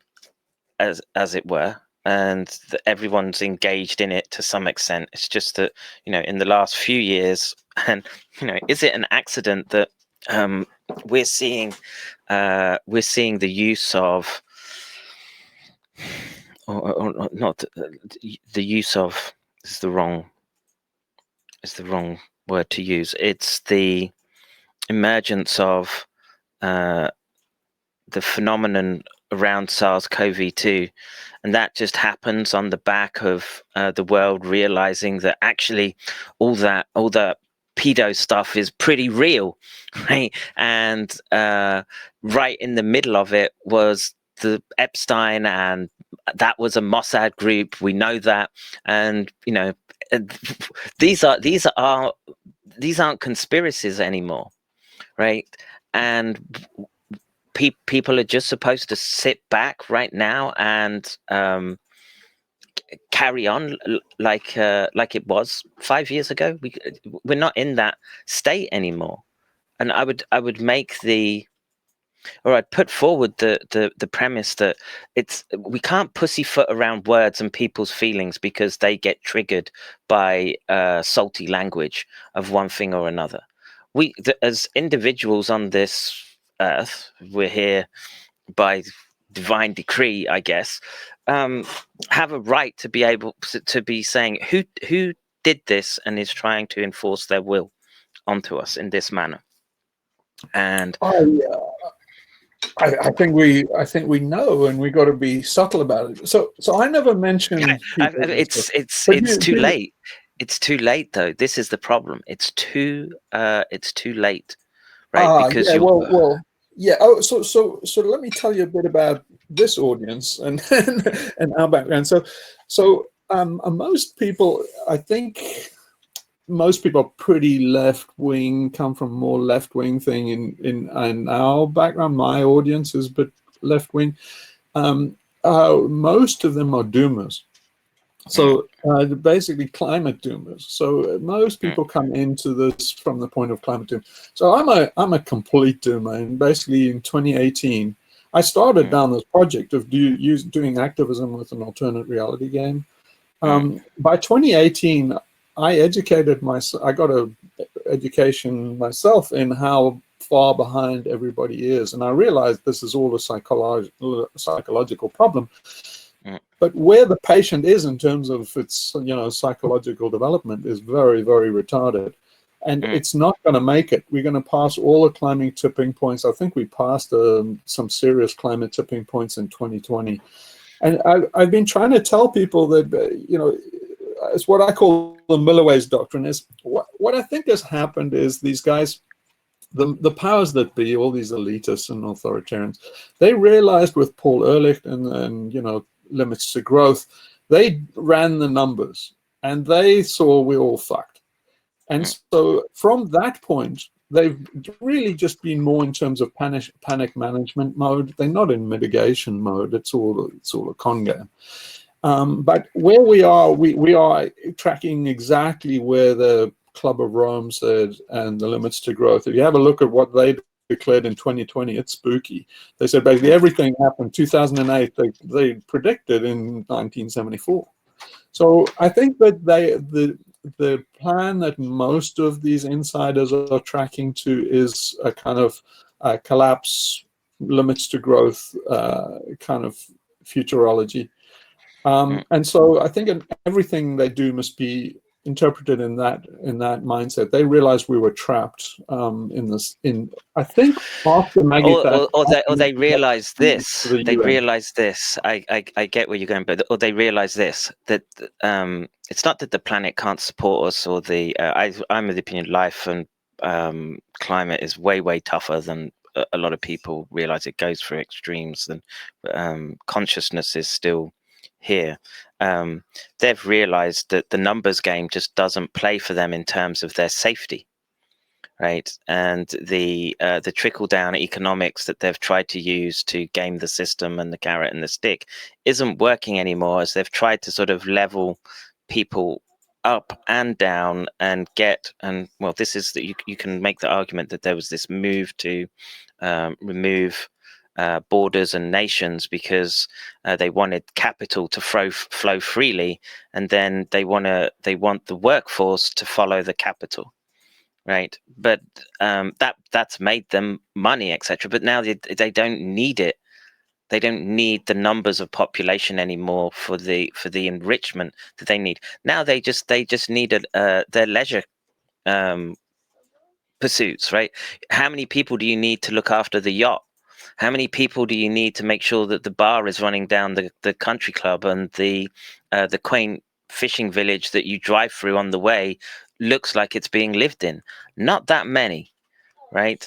And you're dealing with psychopathic individuals who would just say, yeah, we don't well, people that spend their lives behind bulletproof glass and security teams because they've become obsessive compulsive about the accumulation of material wealth to the point that they're paranoid of anyone and everything, of it being taken away from them, right?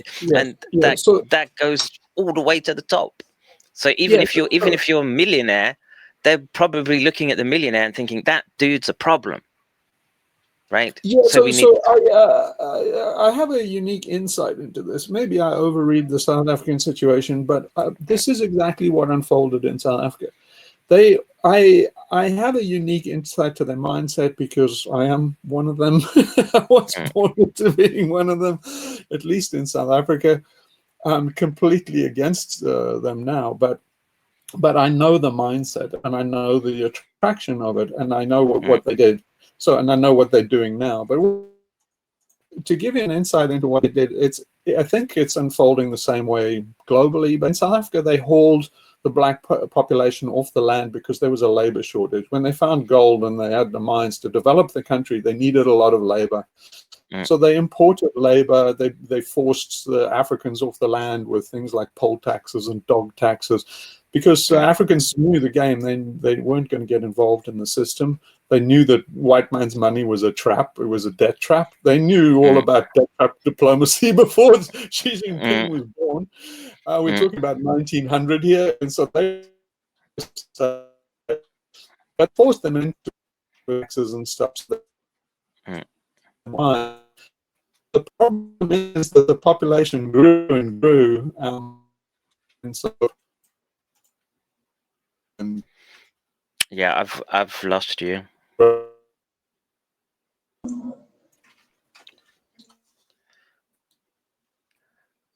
Yeah. I think it's you've gone, like your connection is gone there. Can you hear me? Can't hear you. Can you hear me? Just. Okay. I'll add the video and see if it gets better.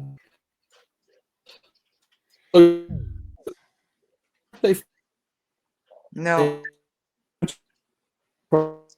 What they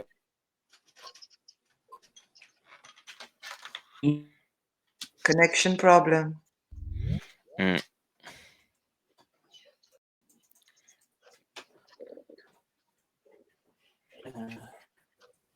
They're gone. We've lost him. I was getting to a good point as well. He's on a boat, Kevin. So it's sometimes the Wi-Fi or the 4G is a little bit dodgy. I could see it. I could see him rocking backwards and forwards. Yeah. He lives on a boat. Okay. Yeah. I don't know if you guys want to pick up from where he was getting at, but he's making it. So I don't know. Gary, do you have anything, Gary or Mike, while Hugh is held up? Actually, Kevin's pretty well answered the questions I had in mind. Kevin, just a little bit to one side, maybe, is a report I read recently was talking about how the spread of the virus in India is much less than they were expecting. Have you got any Any comment about why that might be the case, or even if it is the case? Again, I can only go by the epidemiological data, but it did seem to impact India less. But India rolled out ivermectin prep packs to their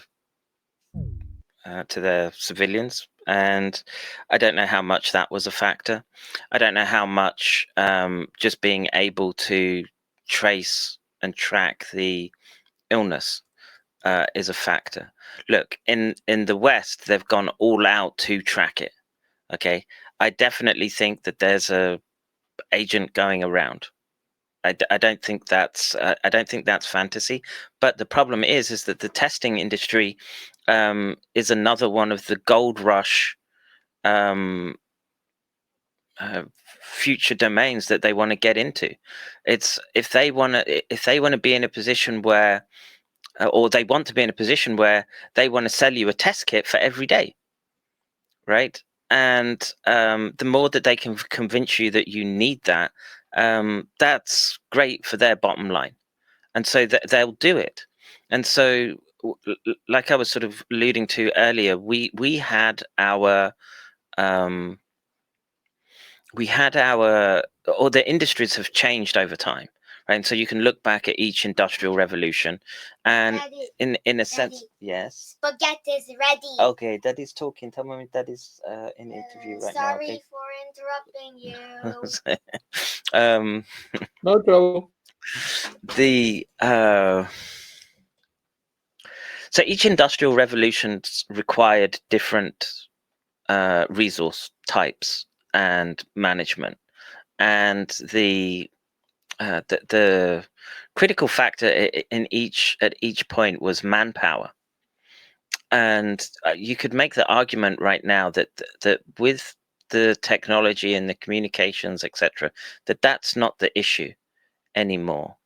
And these people look down on us like we're ants, right? Or not ants, Yeah, more like cows. Surplus population, yeah.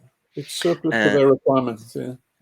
Yeah. So quickly, we got to let you go and get your dinner. But I can keep going if you've got questions. I don't mind. Yeah, where I was going with the South African thing is that where the South Africans came to, and I mean the whites establishment, the owners of the country, where they came to was, I think, where the elites of the rest of the world is going to get to, and that's they had a life of paradise. We had a life of paradise. I grew up on the tail end of it and got the privilege of it, just enough to see it, see its twilight, really. But where they got to was a thing where they fought for their perfect heaven. They were living in heaven, and they got to the point where they had to fight for heaven with the barrel of a gun. So they basically had to pick up arms and fight for utopia, which you cannot do. The minute you reach for a gun, your utopia is gone. And so they spiraled down. Now, what I'm trying to warn the world about, particularly in terms of my layered brain theory of the alien cortex, is if you look in history where all of this winds up, we narrowly avoided it in South Africa.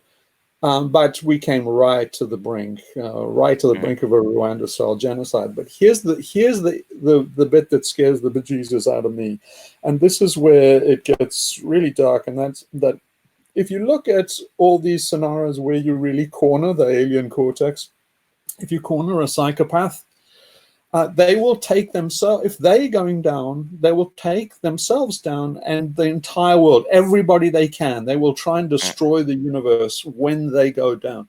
So you see it particularly in cults in terms of, the Solar Temple cult. You can see it in terms of the Heaven's Gate cult. What happened in those cults is the cult leaders got cancer. They were terminally ill. And when they became terminally ill, they take out the entire cult, all their members. It's kind of like that's the ego boundary. You saw it in the bunker, in Hitler's bunker.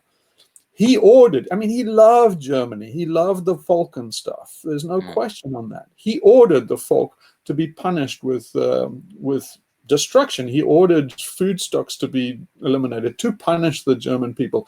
His conclusion was, I'm going down. you fucks are coming down with me. And I'm saying that's what's dangerous. Where we headed with these elites is that they are doing the same thing in South Africa. They cannot survive this for long. They can't hold on to their prosperity. They cannot hold on to their gilded cage.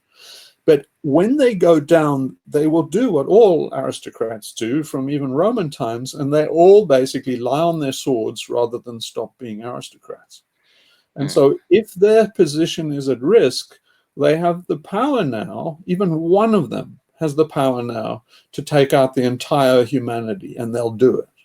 And so I say that basically you have to handle these psychopaths. So basically you have to think of them as having the red button right next to them. But it's part been of pressed. their song is they're going to take us all out.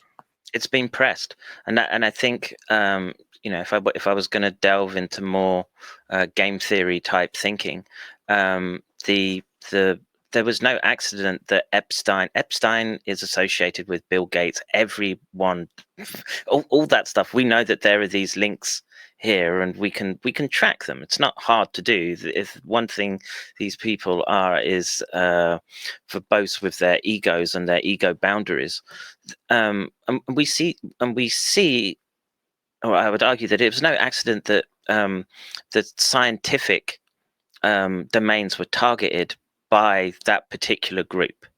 Okay, and they're not the only ones. Okay, a lot of countries are doing it. If you don't think Russia has one and you don't think China has one, then you're living in a fantasy land.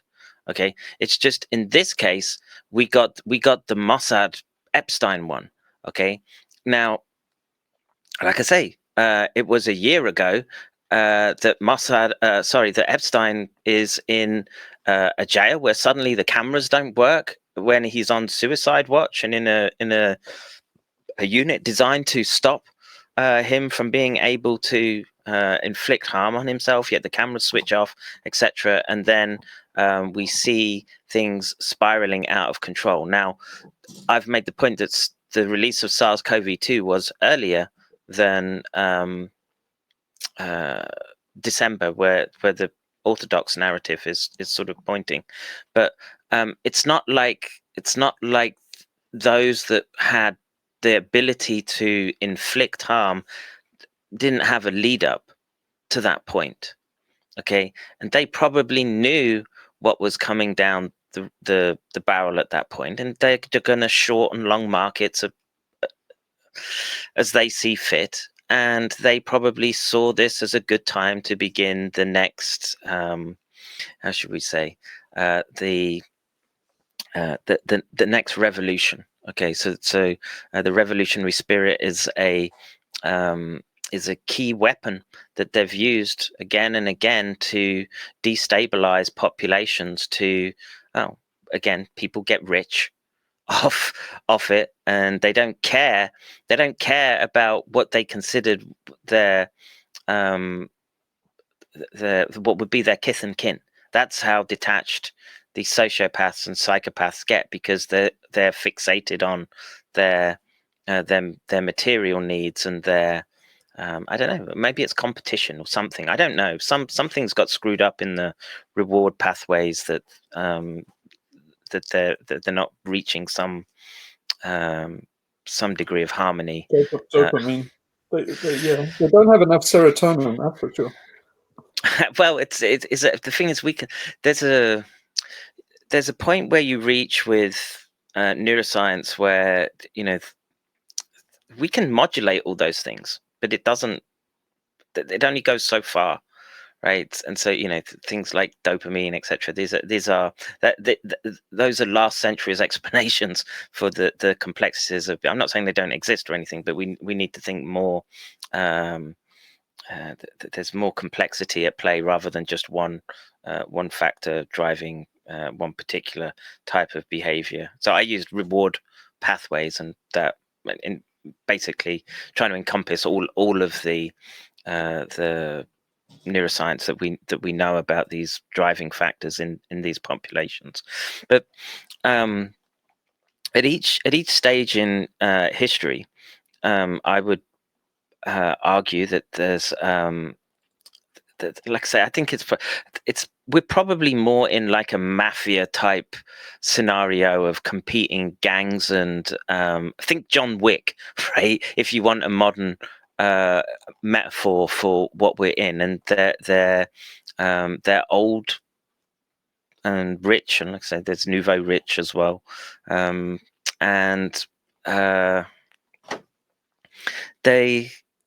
it's that time to tip the tables up in the temple, right? And right now, I've used the analogy that the tables are still all in the air. It's just it seems slow to us, but in the window in history's sense, the fact that we've seen so much change in a year already tells us that we're not in Kansas anymore, for want of a better expression, right? It's gone, right? And there would have been people who in South Africa who probably back in the day were convinced that no, this can't happen here, we've got things under control, etc. But suddenly the change was on them, right? And so that's very much how it was. So there were camps. So I think the narrative of conspiracy theory that liberals say that conspiracy theory is wrong. Their wrong idea of conspiracy theory is that it's monolithic. And as you say, it's very fragmented. The elites compete amongst themselves. They don't compete very hard amongst themselves. It's not a lethal battle. I mean, down in the salt mines here where we are, we're competing lethally against each other. But for them, it's all kind of good sport. But in terms of that sport, I had so many arguments with people during that time, and said that we have about 10 years before there's a black government in South Africa. Now, that's code word for we all killed, because the assumption was the first thing a black government would do would be wipe out all the whites. That wasn't just paranoia. I mean, one of the parties that ran in the election in '94 ran on a platform of one settler, one bullet, and they got 20% of the fucking vote. But it's even worse now. What I see in South Africa, it's worse. It's worse, but you can't say that because it doesn't play well to the liberal ideal. So Hugh, I have to ask: at what point do we stop trying to pander? Right? If we're literally looking at an existential crisis, and like I say, I consider a lot of the environmental arguments to be moot, right? Because there's those people, the people who have the capacity to influence things are just not going to let their beachfront property take a hit, okay? And we're right now watching them instigate this next transition phase. We're in a state phase. The networks are changing, and what happens when networks change is they'll prune, okay? And there's many ways to go about doing that.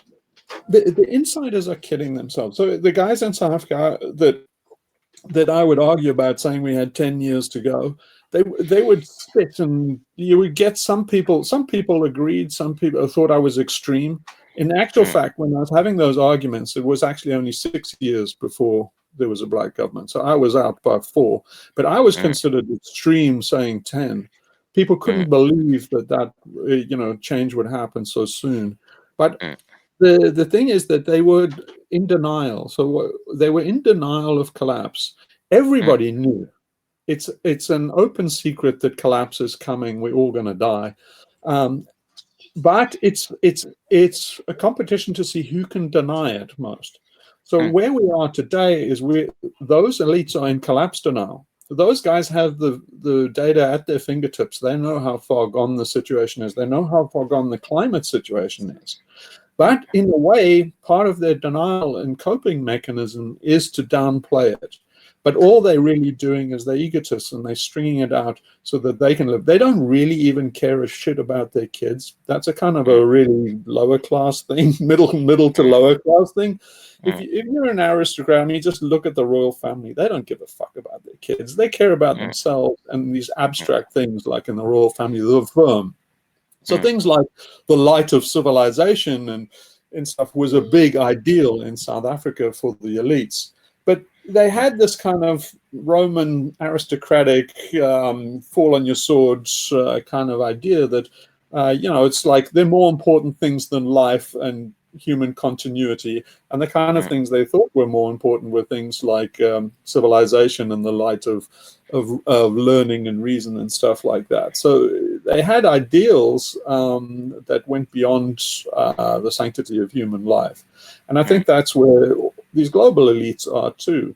They have things that they think are far more important than that run-of-the-mill Joe does, who, Joe Plumber cares about his kids and his future and stuff. In a way, they don't care about their future.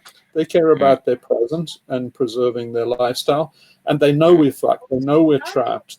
They know that basically they're living exactly like the Cray twins or any mafioso that know they're on borrowed time. They're living like psychopaths minute to minute. And psychopaths are generally considered not to have long-term plans, but they do, in terms of they know the landscape, they know we're all fucked, and they're going to make out like bandits in the meantime. And I think that's where they're at.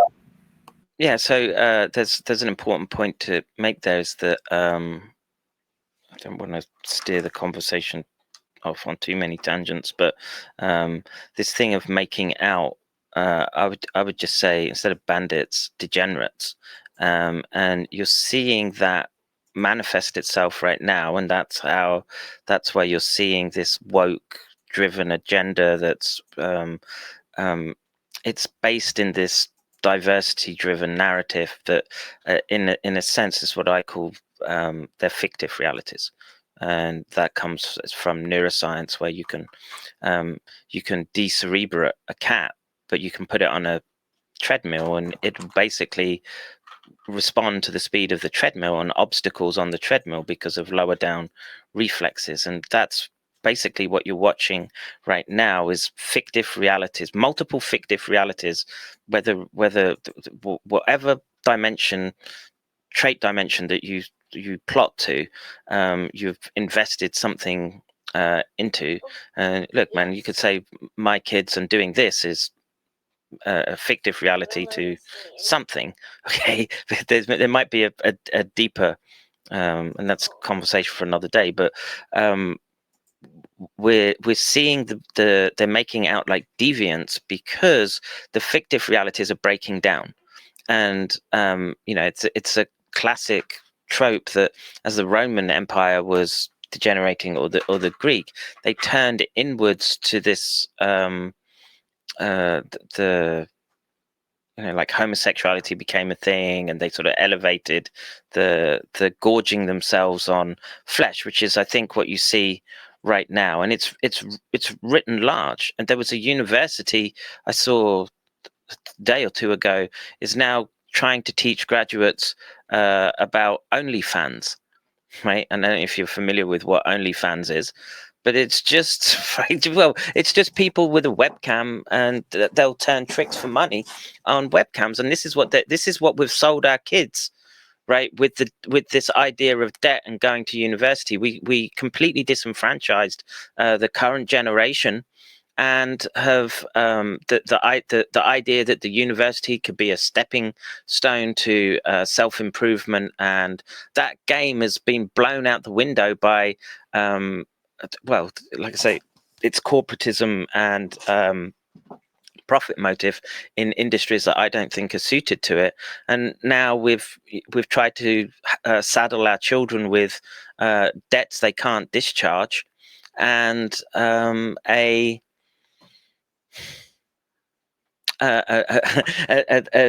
in an era where we're automating everything away. Okay, so what is left? Well, it's there's nothing left except self-indulgence on you. It's a form of onanism, if you like. And some people, again, there will be winners and losers in that game. If you've come out the genetic lottery looking like a demigod, okay, your OnlyFans subscription. Which I have, by the way. Oh, yeah. Yeah, I didn't luck out on the looks. It was all brains for me. So I got nervous. I was back of the queue. I would say that you're watching the collapse unfurl right now in real time, and the SARS pathogen plays an integral factor in what it is that you're in this transition. Hey, quiet. Oh, and there's a catch-22 here, right? Because there's you know, we can talk and we can congratulate ourselves on our analytical capabilities, but time still moves forward and on, and there's still plenty of people that will not go down so easy. Okay. And this is why there's been such a concerted effort to break the United States, I would argue, with the woke agenda. You saw it play out in you watch the upside down world emerge, right? Because at one time, at the same time, they're telling people, we're locking you in your house and you can't go out because there's this deadly pathogen. On the other hand, they were applauding people going out and burning down their cities, right? If there was ever a more schizophrenic juxtaposition in history, I'd like someone to point me to it. Yeah, we're trying to get people out for elections and stuff like that. Yeah, and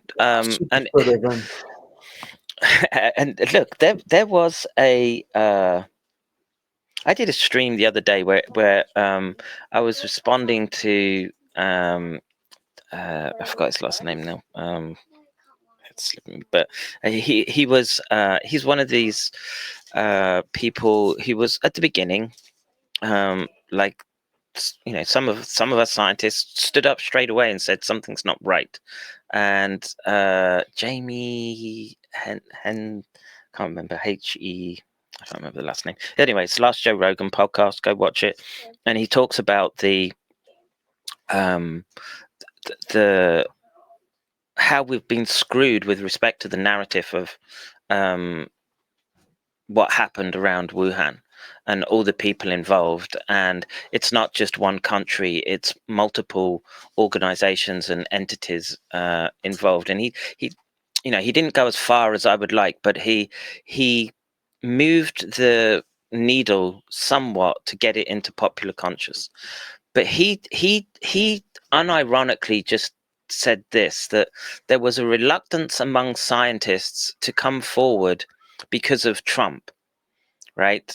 Because they thought that coming forward would be I can't remember what he said, that there had been a feeling that science had been abused with respect to the WMD fiasco and the Iraq war, and so scientists weren't going to come forward and talk about the potential for lab leak because it might help Trump in some manner, right? And if that's the grade of person that we're dealing with under those circumstances, you want that person in your foxhole? Do you want that person fighting next to you when your back's up against the wall right now? And I would turn around and say, no, we've got a route that, like I say, the time has come and gone to be worrying about people's sensitivities and if they're triggered or not. You've lived through the destruction of the world and country that you knew, okay, and I've watched it be consumed by a mob that's still hell bent on one bullet, one bore, right? They sing about the taking of I can't remember what but there's the Amapanza. Yes, yeah. But so here's my advice on all this: is that basically you can't tackle it head on. You can't hit it head on, and things like wokeism in the middle class are perennially the problem for revolutions. Basically, the house slaves are the linchpin of the whole plantation system. And that's why the hollowing out of the middle class is something that they dread so badly. That's the reason why Biden talks about, build back better means restoring the middle class. And this that's the left-wing narrative.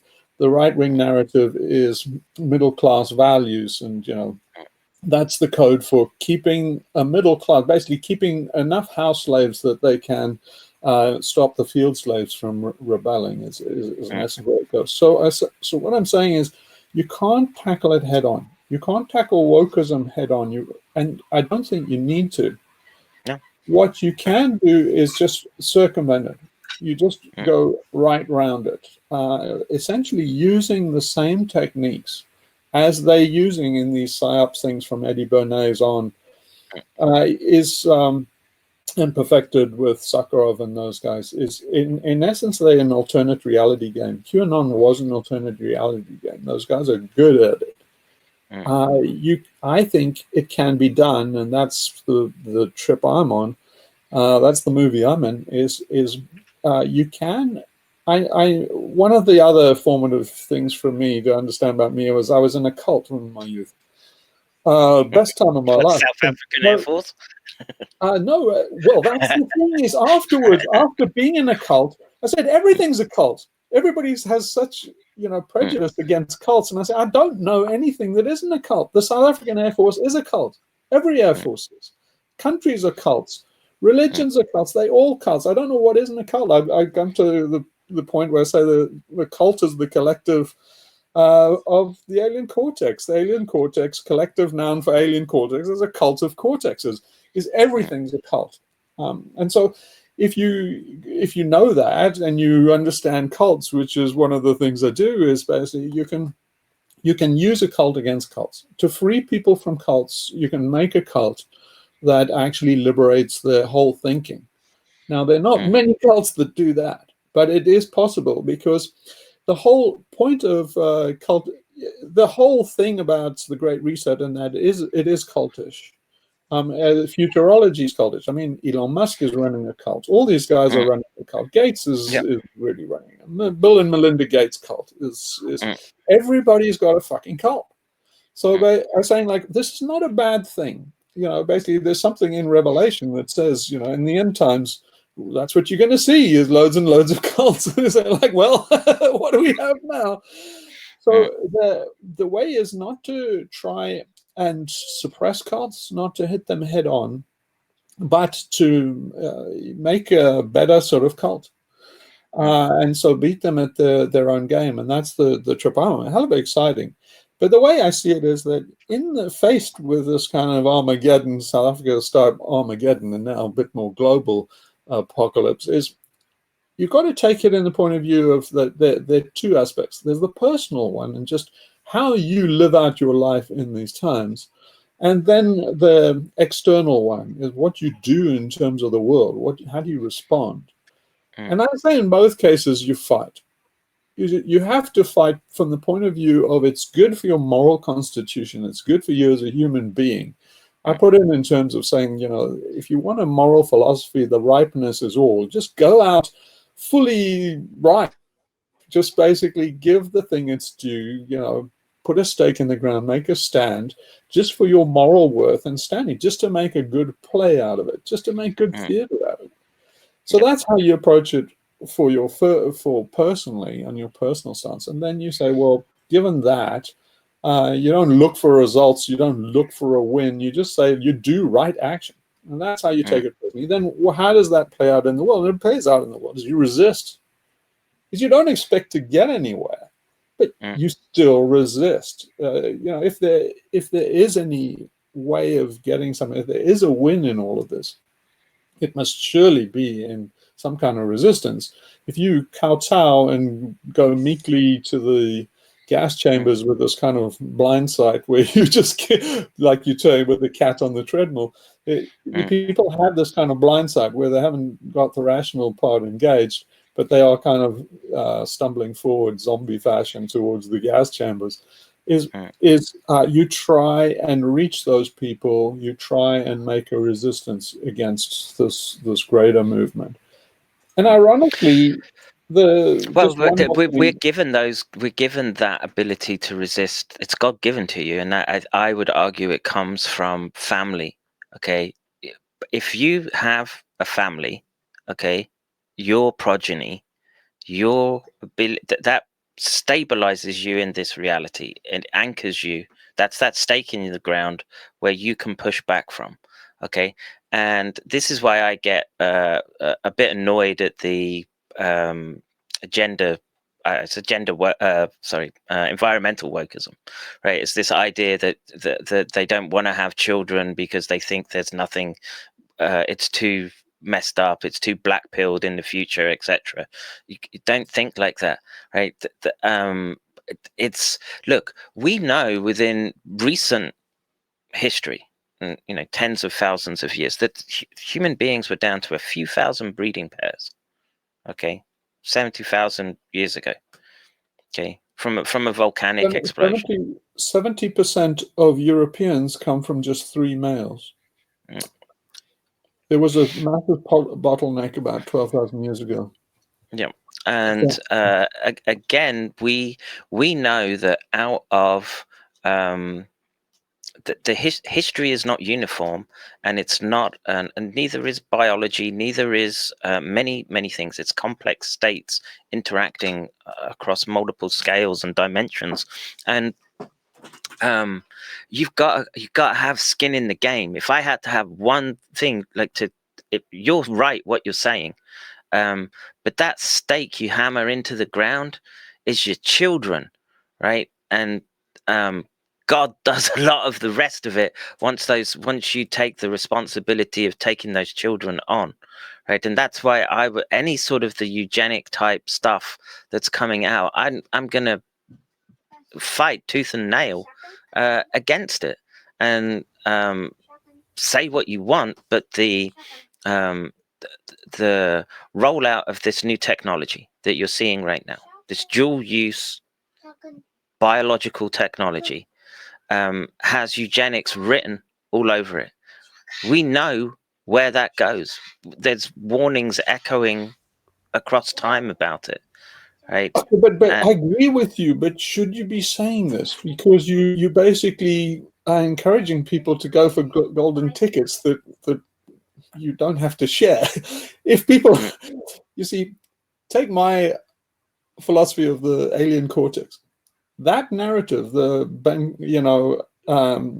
Linkola type eco-fascist narrative of humans are the virus, and there's an element of life-hating misanthropy. Basically, they are misanthropes. They really hate life. They hate humans. They want order. You can see it in Linkola. You know Pentti Linkola? No.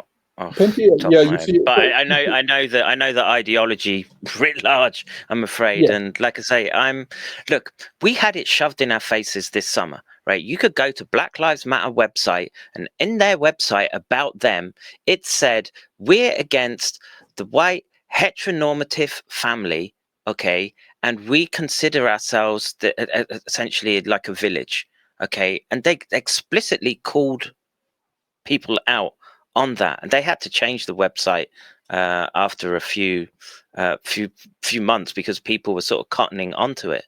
But that type of nihilism is a constant, and if you don't think that the oligarch class doesn't know how to play that, and they didn't learn their classics, and they didn't learn history, and they didn't learn all these psychological operations and all these skills to implement them all the time, right? It's just we're in an age right now where we're fortunate to have this conversation. Like I say, I love speaking to South Africans because South Africans have this more based been through some shit, been through some shit, mostly traumatized. OCD, I mean PTSD, a lot of us, but it helps. PTSD is good for you. So a healthy dose of fear God, right? Because so what do you think about this as a proposal? Is that these eugenicists and these eco-fascists and misanthropes and stuff I call them the alien cortex. Basically, people who are really dominated by the alien cortex. But really, all of those types are actually weeding themselves out of the gene pool because of all of that life-hating stuff. So why don't you think in terms of alien cortex and the alien cortex, in terms of just saying, like, don't tell these people this. They, if they don't want to have kids, they say, like, yeah, Well, that's more for the rest of us. Clever. That's clever. They'll take kids. That's what we've learned. But right? that's the day. You see, what we have to do is take these fucks down so we can survive. So basically, somebody has to be weeded out of the gene pool, and I say it's them. If we don't, they're going to take us out. So I tell people exactly like you. I've told people, like, don't get on board with this. There are too many people and we must have kids, and say, yeah, but it's kind of like a collective action problem. Is like saying, like, it's just like the vaccine is. Tell people to take the vaccine. If you're that stupid, it's freaking give them a Darwin Award. Say take 10 injections. Do you see but that's you what make sure that you have an inner cult of people that actually are sane. And encourage everybody else in their sanity. It's a big IQ test. Why don't we encourage exactly what they do? Here's the immediate comeback to that is that it's the psychopathy principle which you brought up earlier, is that those people are not stupid, right? And once they realize that they took the poison pill, they can still mess things up a lot. And so this is why. I agree with you. There's a point to sort of going past the obstacle rather than trying to crash up against it. Look, if I was worried about my online presence, and look, it pisses me off every time YouTube takes me down or Twitter takes down an account, etc. But I've gone about this in a way to how do you say, to skirt around it, but I also want to get good effect on target as I go past it in a sense of a sort of medic warfare sense. Okay, and it's amazing. So a lot of a lot of what we're having to deal with right now. So these psychopaths, essentially, you have to think of the institutes as psychopaths. Right, they are. Except the Sirius Institute, that's not. Yes. Well, like I say, always be careful for your own. How would you say, peccadillos and traits, right? That's something I've learned. We're all fallen and human at some level. No, I'm being a psychopath for a day. What I tell people is, to take psychopaths down, you have to be slightly psychopathic. You see, this is what indigenous people did. I kind of wondered why there weren't psychopaths in these indigenous populations before civilization really got kicked off. And I read up on a bit of anthropology, and I found out, no, there are. Psychopathy runs at, is the same as schizophrenia. It runs at about 1% in a population. And it turns out that, yeah, there were psychopaths in indigenous populations. It's not something that I thought, which is kind of comes along with civilization. So I thought, well, how did the San Bushmen and these guys, the Piraha, and how do they handle all of it? And I found out they killed them. It turns out that psychologists actually can figure out very early, from about the age of 4. They won't tell you. If they look at your kid and your kid has behavioral problems, they don't diagnose psychopathy until they're 18. But privately, any psychologist can look at your kid and say, that one's a psychopath. There's untreatable, nothing you can do about it. And they just go from there. They don't actually pathologize them. They just medicate them out of existence. But what we used to do is, say, in the Berber population, a couple of elders would see this kid, realize this is one of them, and they would, draw short straws. One of the elders would take a long walk out into the desert with the kid and come back alone, and that's how it was handled. There'd be no questions asked. And so, till the basically, I psychopath think gets we into have the to do the leadership. same kind of thing. Basically, it's retroactive abortion for these psychopaths. Think of it, abortions in their 64th trimester or something. But somebody has to take them out, and you have to be psychopathic to do it now. Well, like I say, any time that you're engaging in a fight, you're kicking in that degree of circuitry, right? Or that circuitry, right? Because you're gonna other the object that you're coming up against, and we've kind of put a veneer of civilization over ourselves, but it wouldn't take many missed meals for that to disappear. And like I say, you're but I think South Africa is a great example, because the Boer haven't gone away, okay, and I have made some nice friends from South Africa doing this, and they have my blessing to take on what would be their oppressors now.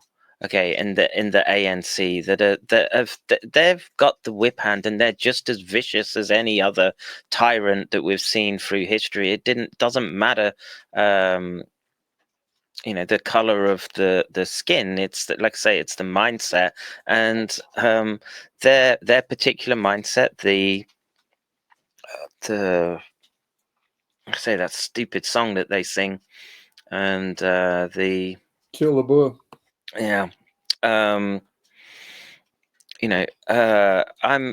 root for the little guy, man. That's my take on this, and there'll come a time where they'll say, okay, enough's enough, and if they have to carve out another niche from I mean, South Africa's huge, right? It's not like there's a lack of space. It's who's going to get the nice parts of it again, and I think the Boer can endure more hardship because of their connection than, say, an individual that's come from Niger, or the other areas that have flooded. Look, South Africa has immigration problems, right?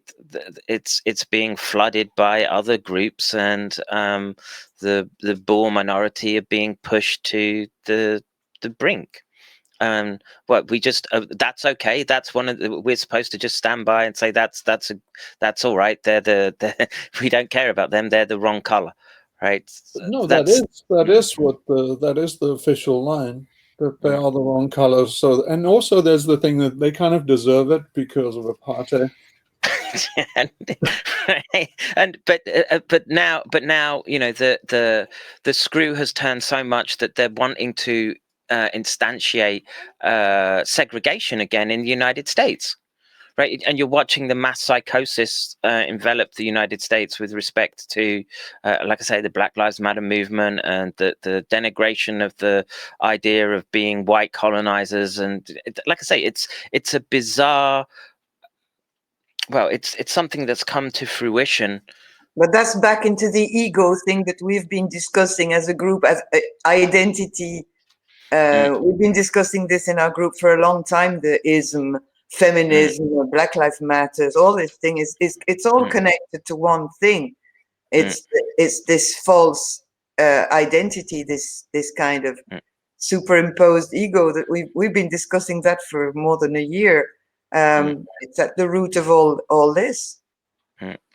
Well, like I say, I think there's a very easy trail to follow when you go back and look, where does the subversion come from, right? And I take a E. Michael Jones approach to looking at that, and I and like I say, you don't want to cast aspersions on, because you'll find there's good people and assholes everywhere, right? And it's about lineage. I like this idea of lineage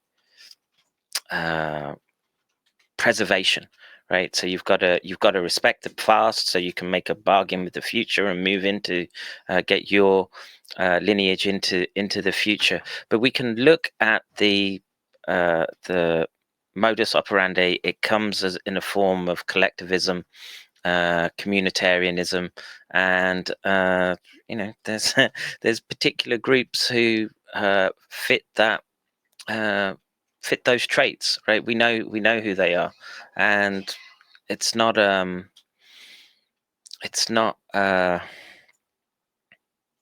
well, I would go with your advice, Hugh, and just don't tilt at windmills with respect to those entities.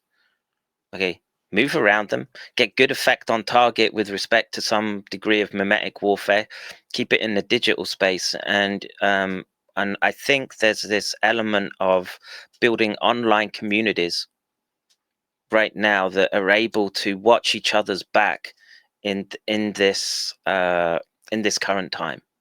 Okay, and that means you need to get people with different skills and experiences to be able to say, okay, right, the isms have gone way too far. It's strolling into the eugenics domain, and so I say to, there's people can get a little heated on my channel, right? And especially you saw it emerge with as SARS-CoV-2 began to embed itself into the population, and the people who are sort of diehard Second Amendment types who think that they're going to get a civil war of 1776. I'm like, what are you going to go out and wave your AR at and your 1,000 rounds of ammunition on this modern battlefield? The battlefield has moved on right now. It's on this higher digital domain, and this is how we begin to carve out a niche. This is the evolutionary game, niche construction, and making sure that you've got people around you that have your interests at heart, because they realize that it's there for lineage projection. So shout out to Brett Weinstein for that, rather than in-group preference versus the collectivist view, which it's a poisonous model. We've seen it collapse and devour itself from since the Second World War, as industries were moved around the globe, and they just happened to end up in China, right? And everyone's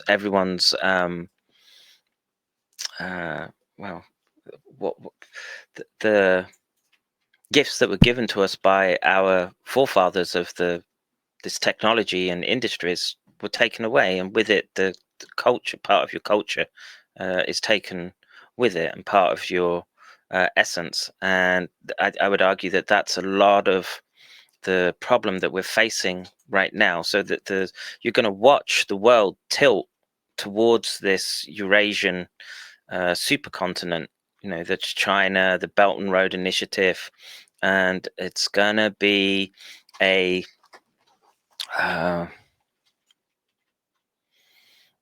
it's a tricky set of variables to, like I say, maneuver around it, understand you're dealing with psychopaths, and build the community. Like I said, I don't know much about Extinction Rebellion beyond seeing you. We are not Extinction Rebellion. It's a lot more. Extinction Rebellion is a lot more left wing than maybe your audience is. I mean, I'm surrounded by people that say race is a social construct. Those kind of guys. People have lost touch with biology, right? Yeah. And I've actually stumped a few people recently in arguments, saying to them that race is as much an argument, figment of or a social construct as a family tree, because I say basically race is synonymous with inheritance. If you can trace your ancestry back to an individual, you say you are descended from that person, so you are of that lineal descent, and so that's biology. That's as hard a science as it gets. It's not a social construct what your family tree looks like, and so that's absolutely flawed then, because they've been through university and nobody pointed that out to them, and they were like so confused. But anyway, I don't like getting into that level of debate, because I am kind of beyond politics, and nothing says beyond left wing more than beyond politics. But I do consider myself beyond politics, because I don't really agree with left and right. I'm really, if anything, an anarchist. And so what you're talking about is the libertarian ideal in America, the Second Amendment rights, and I can tell you who the 76 style rebellion preppers think, and they're right. They're going to be up against the state, and they're not wrong. I am actually American. I like fucking with people, especially in America, especially black people, by telling them I'm African American. It really does their head in, because I really am African American, and they're not really. They're American with black skin. But they've never seen a genuine African American. So whenever I like provoking the conversation about reparations, because I say like, yeah, I want reparations. I'm an African American, and then put these left wingers through hoops trying to like justify why I don't get reparations because of the color of my skin, but the black guys do. So they're like, why? They've never even been to Africa. It's like, I'm a genuine African American. I want reparations. I came into America on a peonage system. Basically, my green card process was how America was made great, by exploiting immigration and having indentured labor. So I am a genuine indentured labor. I did 4 years of indentured servitude at some fuckhead, rich fuck billionaire. I was indentured to him for 4 fucking years to get on the American bandwagon.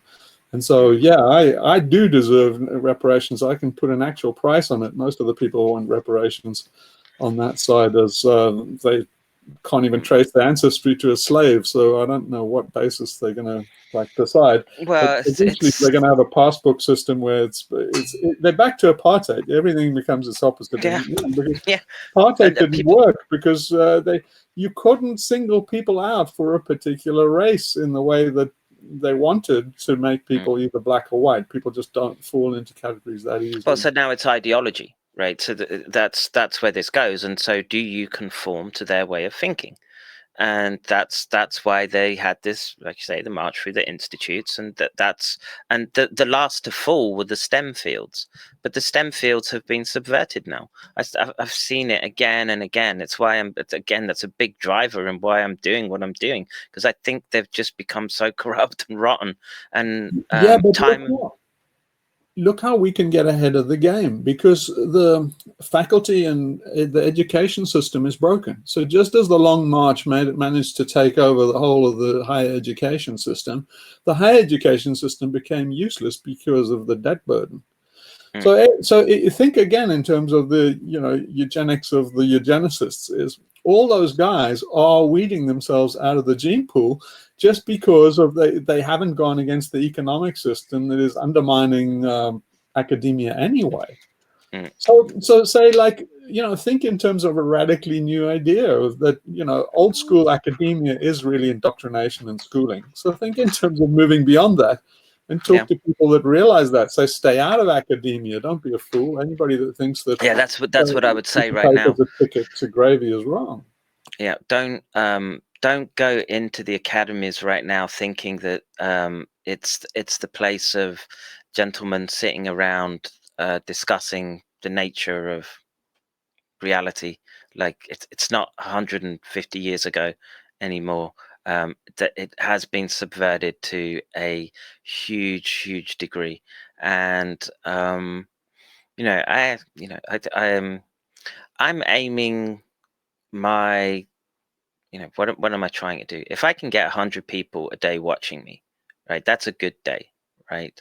And it's enabled us to meet, right? And I think that's I'm liking a lot of what it is that you're saying. And like I say, if I meet up with a South African, it's usually a good conversation, because of this narrative arc that you have, and the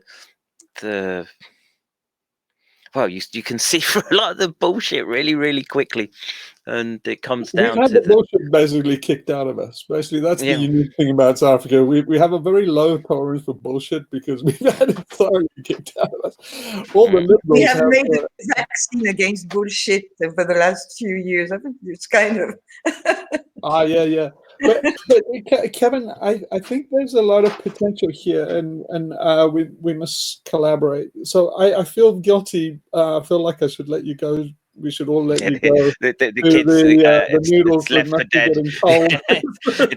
It's left for dead time now. It's computer game time. That's why they're ghosting me in the background. They want to play with Daddy. So yeah, that's the important stuff. It's more important than what we're talking about. So do that. But yeah, this conversation can it goes on and on and on. It goes on every day, and the point is to find like-minded people. And like I say, the drastic group that I'm working with, that's been instrumental in hammering home the lab origin basis of SARS-CoV-2. It's a really powerful group, and it keeps ticking along because one, it's not it's not about money for these people. It's something else, and there are people from all over, but Chinese as well, who have been on the receiving end of oppression, I would guess, is a way of putting it. And so that's always, and it's always good to have that. I'm not saying it's good to be oppressed. I'm saying it's good that people have the experience of seeing how messed up things can get, and all the time that people are wanting to play pat a cake about how many diversity quotas they've ticked that day. They're a waste of time. Those people, it's gone. The pin's been pulled on the grenade ages ago, and it's about to really go social justice as a goal is completely passé. It's basically, you've had your chance, you fucked it up, and it's gone. Basically, I think collapse is coming, and there's no social justice in collapse. So just dry your tears and get over it. But they'll certainly use social justice and social justice warriors, but you're just basically part of a big psyop. So get over it. There's no purity in it. But okay, Kevin, I've enjoyed this so much, and I think we all have actually. Should we do it again on next Friday? Yeah, this is a good time for me actually. So, and the thing is, a week is good. Because so much is happening so fast right now. Yeah, it is. And the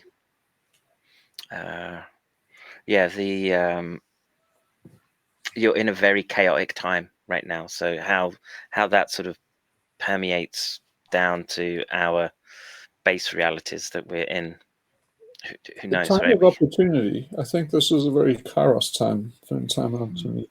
So Kevin, can I send you a link in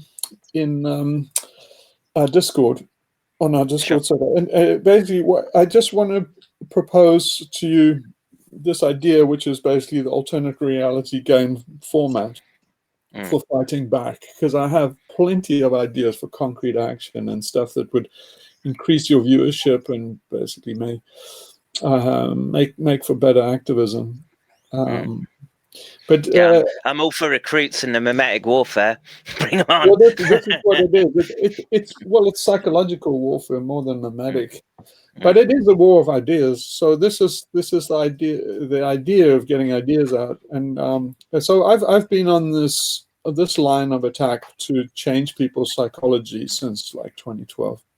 And it came from this movie called The Institute, and that's why I called it the Serious Institute. But if you're not familiar with the alternate reality game format, it basically turned into QAnon. There was a Wall Street Journal article saying, was QAnon a game that went wrong? No, it was a game that went right. Right. Yeah. The machines pick it up, man. Yeah. And the AI will pick it up, and they'll run with it. And this is. But Roger Stone, all those guys, yeah. Bannon, all those guys, they did it. It's their freaking ARG, and I'm fucking jealous because I've been trying to do. I was trying to do this since 2012, but they had more money than me. They started off with 4 million. They started off with 4 million, I believe. But anyway, I have ideas for financing and for doing this. But I think this ARG format is made for our time. It's very, very powerful. It's very, very hard to understand. And that's part of its strength and part of its weakness. So part of the thing is nobody should be able to understand it. It should be confusing everybody all the time. Yeah. Nobody should be able to put it in a box.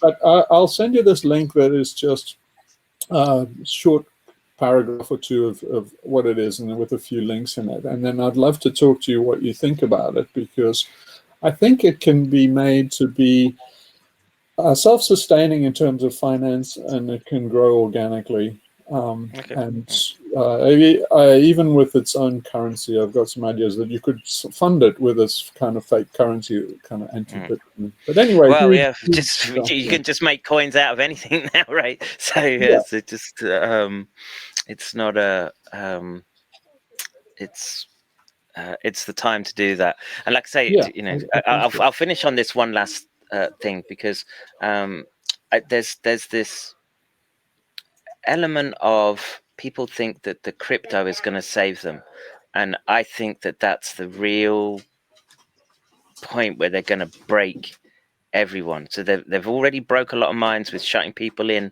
and then forcing them into vaccine and this type of mindset. And there's a whole bunch of people that think they've gone and got through, and they've insulated themselves. But we know the banks are going to go with their own cryptocurrencies, and they will not allow competitors to run wild right now. China has the chain. They launched that last year, so that's the game over for Bitcoin right there. Yeah.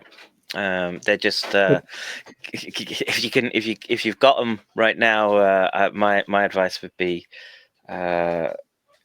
well, if you can get it so you can get yourself physically stabilized somehow. Get physical gold and silver. Get physical gold and silver. If you can get it, that's me. I'll just try and get bags of rice. Not bad. In the right process, perfect. But that's about my limit, right? That's the silver is nearly in the UK, well, in Ireland where I am, and in England. I've done a little look around because we were talking about it on the group, and even the little sellers, the little bullions, they're all out of stock. Some people you have to wait 3 months to get little for the average buyer. It's gone. You can't get it instantly now. You have to be put on the waiting list. Yep. Yeah, I'm trying to get people interested in a silver squeeze, and I'm trying to get XR interested in the silver squeeze, but they don't really understand finance. They don't understand the financial system, so it's really a long haul. Well, for me, I'm just like money to me is I'm not good with it, right? And to me, it's gambling a lot of the time, right? that's how I say it, and that's especially Bitcoin. I'm like, okay, that just that seems highly seductive, and I have Bitcoins, I've lost Bitcoins, and it's just I'm like, that's a trap, and they'll get you with it. Right, just like they do with fiat currency. Fiat currency got this. Everyone's hooked into their bank account, right? In a way that's unhealthy. I don't have. I've only got 3 words to say on Bitcoin, and nobody's going to like me after that. And it's NSA sting operation. I would. It's pretty. Well, It's look, fucking obvious, actually. you think you're gonna? If anyone thinks they're going to be using their infrastructure, you're using the machine's infrastructure to try to generate this wealth, right? It's all artificial, and they will. Like I said, you can probably have something you could pass between USB keys or something. I don't know, some sort of, but it's not fungible per se as It's a Ponzi scheme. Yeah, it's a Ponzi yeah. That's ultimate where I see Ponzi it. scheme. But everything is not everything is just a cult. Also, everything is a Ponzi scheme. So yeah, Yes, just try and pick the most wholesome one, I guess, is the yeah. No, the most liberating one, the ones that get us out of And it. Kevin, you mentioned Brendan O'Connell. Now, I've never heard. I've only know a rugby guy here in Ireland that's got this name. So, have you got any? Just when if I search for Brendan O'Connell, what sort of guy does he? What is he? A writer, philosopher? He's an activist. I would say, yeah, he came out very strongly against Israel, against the sort of Palestinian conflict, and then basically just came up against the Kosher Nostra, and has been struggling ever since, and has sort of come to the realization that, oh, it's a bigger game than this. It's this global tilt of axes and power, and if just contact me, I'll send you links. I speak with him all the time. I'm hopefully going to speak tonight or tomorrow with him, but he's very, very erudite, and he's a little fiery, but that's okay. I like people with gotta have some passion to get into the fight. Oh, please share it. Anybody that finds that stuff. And thanks so much. That's awesome. It's very nice to meet you. You're a bit further on the right than most of our audience, but I struggle so much with the left. It's just like, oh, it's so painful. It's just like root canal therapy all the time dealing with them. Yeah, there's but the thing is, you don't just throw them away. I kind of look at them as they're more childlike, I think, than anything. And yeah, but it's such hard work. I feel like it's such hard work in the nursery. I'd prefer to be with the preppers on the right wing more. Yeah, but that has its own issues too. So yeah, I know. I'm doing the hard graft. I feel on the left. Yeah, I hear you. I mean, I grew up in Britain, man. I'm done with them. I've seen what it did, and that's not my battlefield anymore. I've done my bit there, right? I want to move on. I'm still trying to harvest them to see if there's anything I can salvage out of the wreckage of Extinction Rebellion. So far, not much, but not much. No. It's the subversion is too deep, and it comes from the it's race ideology, and they just they tried. Well, they won undoing the idea of English, Scots, Irish, Welsh, and they're we can speak about that next week. I mean, I can relate to you my experiences. It's that would be very interesting. Thank you. Yeah, I was one of the first wiki drops. That's where I found out that there's this machine out there that will use anything and everything to spin that narrative tale. So COINTEL is basically it. That is. I've never seen a COINTEL op that smells more good. Yeah. It's It's like say goodbye. All right, guys. Thank you very much. It was a pleasure. Thank you so much. Goodbye, guys. Thanks, Kevin. Bye. See you next week. Bye. Yep, next week.